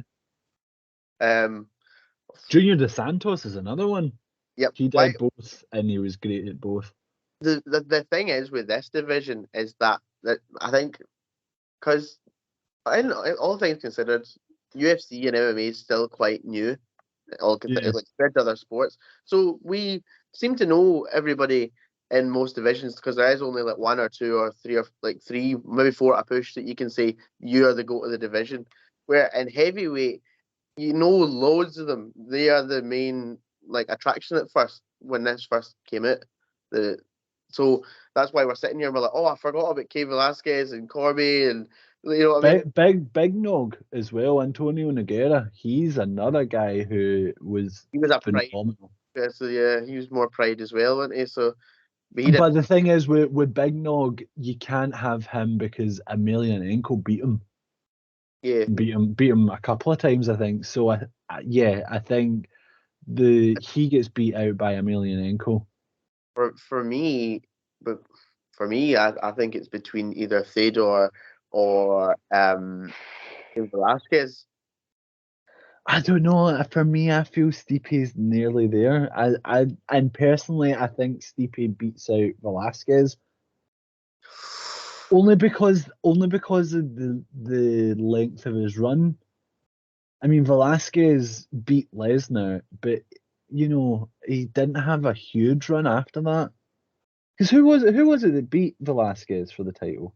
So what happened with Velasquez is he got because do you know that stupid high altitude thing? Yes. He did a high altitude fight and Cardio Kane had no cardio. It was crazy. Yeah.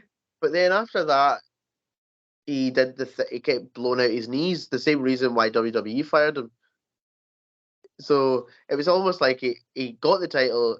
His run up to it was amazing. Got the title, beat a few people, and then his knees just gave up on him. Junior Dos Santos is another guy who did really well at heavyweight. By any chance? Was that? Is that who beat him by any chance? I think it might have been. I see. Yeah, I think it maybe that's why I was bringing him up because I think it might have been JDS. But yeah, I don't know. It's with Fedor as well. I think it's hard because again, if you're looking at what they've done for the sport, I mean, aside from running it, he's not like brought a lot of new eyes to it. But I think that's because he won't fight in the UFC. Well, that's what's funny is that like because he was in Japan, he was almost like this mysterious boogeyman. You only heard about him. There's this Theodore guy that beats everybody. Like, do you know that Chuck Liddell? Well, he beat him. Like, you know what I mean? It's kind of that kind of stuff. It's like, whoa. Yeah. I don't know though. I think yeah. I think for me it's between either Fedor or Stipe. I think Francis Ngannou's ruined that for me. With the Stipe thing. But even then, Stipe did beat Ngannou the first time. He did, but he also lost to Cormier once too. I know he beat him twice. Yeah, but to be fair, I was gonna say he then beat Cormier twice though. So The second, I don't know why, but that last fight with Cormier just annoyed me. I was like, stop poking each other in the eyes. Stop. oh, the eye poke of doom, John Jones' favorite move. I don't know. Um, I Cormier though, I don't know. Cormier is a bit of a bad loser. I think. nah, Cor- nah, Cormier, I don't think he handles losses very well. I He's think not the worst. Ronda Rousey's definitely the worst. She wanted to I kill think herself when he she was lost, but okay because he actually handled the second loss to John Jones really well until he found out that he was on the juice. yeah. Like the first time, because Joe Rogan interviewed him after he'd just been knocked out. Like, I know you've just woke up, but do you want to talk about this? And I'm just thinking about the Stipe one though as well. Like he was very quick after that fight, but oh the fucking eye pokes, he kept poking me in the eye, and it's like, but I mean, you could have said that you needed more time, but you agreed to go back in the fight. And it's, I I'm not saying that it's okay to poke somebody in the eye. I'm just saying that it for one, it's a nature of the sport that that can happen. It was a genuine accident, and he chose to cut his time short and go back in and fight, and he lost. And he was yeah, very. I just remember him being very quick to be like, "Oh, I get poked in the eye," and but that was the fight that you and I watched together, Jason, wasn't it? That Stipe DC fight the for fateful. our viewers here. I have a little bit of a grudge against Jason because of that fight because by this point, when that fight was happening, it had been announced that John Jones was moving to heavyweight, and Jason had came down to my house to watch it and had already seen the results. Now, I had asked him not to spoil it for me because I was excited to watch the fight. And as the fight was starting and they were making their walkouts, Jason says, "Ah, yeah, John Jones is going to go up to heavyweight and he'll probably just fight Stipe. Or DC, maybe DC, who knows?" I'm like, "You know, I know you know, you fucking idiot." I and What now, do you mean, who knows? You know, and you've just helped me. sorry, here we are, 2 years later, still waiting on John Jones, who maybe fighting Stipe. It's crazy to think that John Jones hasn't fought since then. Um, Uh, but yeah, for me, I'd say for me, and I have to pick both because I can't not say Emelianenko, but if we're looking at, the UFC, it's Stipe. Like if we're talking about who's fought the best, who's fought the top level competition in the top promotion, it's Stipe for me. so that's Who's your official pick? Brendan Schwab.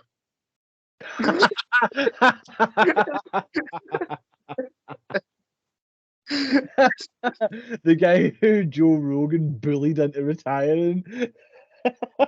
Just retire, just quit. You're not gonna make it. You're not as good as him. You're shit.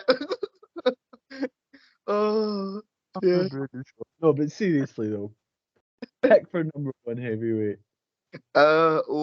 Theodore or Cain Velasquez. Stevie said had too many losses to different guys, like just over the time, and that would change if we beat John Jones. I would look at him in a different light. But if he gets beat by John Jones, then I just don't know where he goes for there. Yeah, no. Because you've got these up and comers like Tai Tuivasa and you know what I mean, Cyril Gann's there again. I think he beats Tai Tuivasa because Tai Tuivasa is like, I don't see much technique about him. Uh I just see like just crazy punching, just try to knock somebody out. It's Aye. not very technical. I think Derek Lewis has actually went past his prime very recently. I don't know what's happened there. Yeah, I mean, yeah, there's a couple of guys. I don't know, at heavyweight, the only guy right now at heavyweight that I could see becoming the GOAT, like in terms of up and comers, who I could see getting to that point eventually is Cyril Gann. I think Yeah, if Cyril Gann can figure out how to beat Ngannou and goes on a hell of a run, because he would. I mean, if he beats Ngannou, he runs that division for a you while, I know, think. do you know who can get there? Aspinall. Aspinall. Oh, yes. Yes, you're right. You're 100% correct right there. Aspinall can get there. Although the thing is, Aspinall will get ruined. See if he fights Tuivasa and Tuivasa pulls it out the bag and just sparks him out, then he's Aspinall's got fucked. that thing. That's what I mean. There's like no technique, but he can hit you with a mighty hook and you're done. His official fight style is Street Fighter. Really, is Bruce Buffer being like, now we have a Street Fighter? Really? Yeah, That's amazing. genuinely that's what he gets announced as. He's a Street You can Fighter. tell. You can tell. Oh yeah, absolutely. But anyway, so you go Velasquez and Fedor Yep, as your I heavy. think Fedor deserves to be there, just surely because of the mighty streak. It was like Goldberg like that streak. Yeah. Um, but yeah, that's my picks. Um, and we both know that the greatest all time in all the divisions is Chael Sonnen. Uh, Chael P Sonnen. yeah, The P stands for goat. But yeah, no. Well, that yeah, I think the if we're talking like pound for pound greatest of all time, for me, I am inclined to go with Habib. And now we've actually spoke about this before, why I think it's Habib. The reason being that see everyone else that we've spoke about it being the pound for pound, they've all got a black mark on their record. They've all got a yep, controversial decision, or they've got a loss. Whether they've avenged it or not, they've got a loss. They've got something's happened. You know, you've got Nunes who's got Juliana Pena, you've got John Jones who's got Dominic Reyes, you've got GSP who's got Matt Serra and Johnny Hendricks. yep, You've got Fedor, who has lost plenty. Do you know? I know he's had a lot more fights than anybody else that we spoke yep, about, but he's had plenty of losses. Whereas with Habib, there has never been any question of who's won a Habib fight yep. I and know. all the I know. fights he's had. And I don't know. I mean, I think in terms of all round just domination, uh, Habib just takes it for me. I think if it keeps going the way it's going, though, in a couple of years' time, honestly, Volkanovski's making me a believer. That is true. That's something else that you and I have talked about before. Volkanovski is definitely getting there. I know. I like. I'm just sad it's not Holloway. I know that's what I mean. Like Volkanovski for me is like a how it started to how it's going. Like when it started, I was just like, "Who is this guy fighting Holloway? My favorite guy. He doesn't deserve to fight him. He's not even that good." And then now, And then it gets the split decision. You're like, Holloway will fuck him up the next time. I Just know, you wait, Volkanovski. Holloway's coming for you. I know, and now I'm just like, it's a Volkanovski fight. I'm like, so who's Volkanovski running through tonight then? You know, Yeah. No, that is true. He's definitely, but I think as well that kind of goes into what I'm talking about with why my current pick, as it stands, is Habib. is that domination aspect. And Yeah. we're starting to see that in the Volkanovski fights. You know, for him to dominate Max Holloway and dominate Korean Zombie, dominate Brian Ortega, you know, these guys. Oh, Jason's disappeared. There he is. But You know, he does these, and yeah, I think he's definitely getting there. But as it stands right now, for me, it's still Habib as the pound for pound GOAT. yeah, definitely. But yeah, that is GOAT talk. Yeah, that about sums it up right at the 2 hour 10 minute mark. Oh Jesus. But yeah, I'm glad we're back. Keep a wee eye out though, because we're going to be doing some more stuff. Going to try and bring back Shoot the Work, but we may also be venturing into other projects. So Yep. yeah. And we'll actually do podcasts and stuff. We'll actually like have content. We'll do it. Yeah, hopefully. We'll see you in another year. But yeah, yeah, I think that pretty much sums it up. Please let us know. We've got all kind of social medias and stuff. So if there's any of our picks that you disagree with, if there's any that you think we've missed out on talking about, let us know. Comment on things and yeah, hit us up. Let us know, and we'll peruse and discuss that. But yeah, like I say, we're possibly going to be venturing into other projects soon as well. That isn't MMA and wrestling centered. So keep a wee eye out for those announcements. But we're back. We're finally back. Yep, we are indeed. But yeah, if there's even any suggestions about the other ventures that you would like to speak about, don't just let us know and we'll go for it. We'll give it our best shot. Yeah, I hope everyone has a fun time watching the UFC 281 tonight. I really hope Alex Pereira fucking kills Adesanya. Yep, you tell us in the comments. Do you want some news or stills? Who do you reckon's beating winning out of Poirier and Chandler? Or Poirier. Yeah, I think Poirier too. I Mm-hmm. hope it's Poirier. Poirier deserves a wee title shot. Cheeky wee title shot. Yeah, I don't want to Yeah. see Chandler. I want to see Chandler and McGregor personally. I think that'd be a good fight. Mm-hmm. Mm-hmm. Yeah, I'm looking forward to it either way. Anyway, for now though, I have been Lewis, And I have been Jason. and this has been Shoot the Work.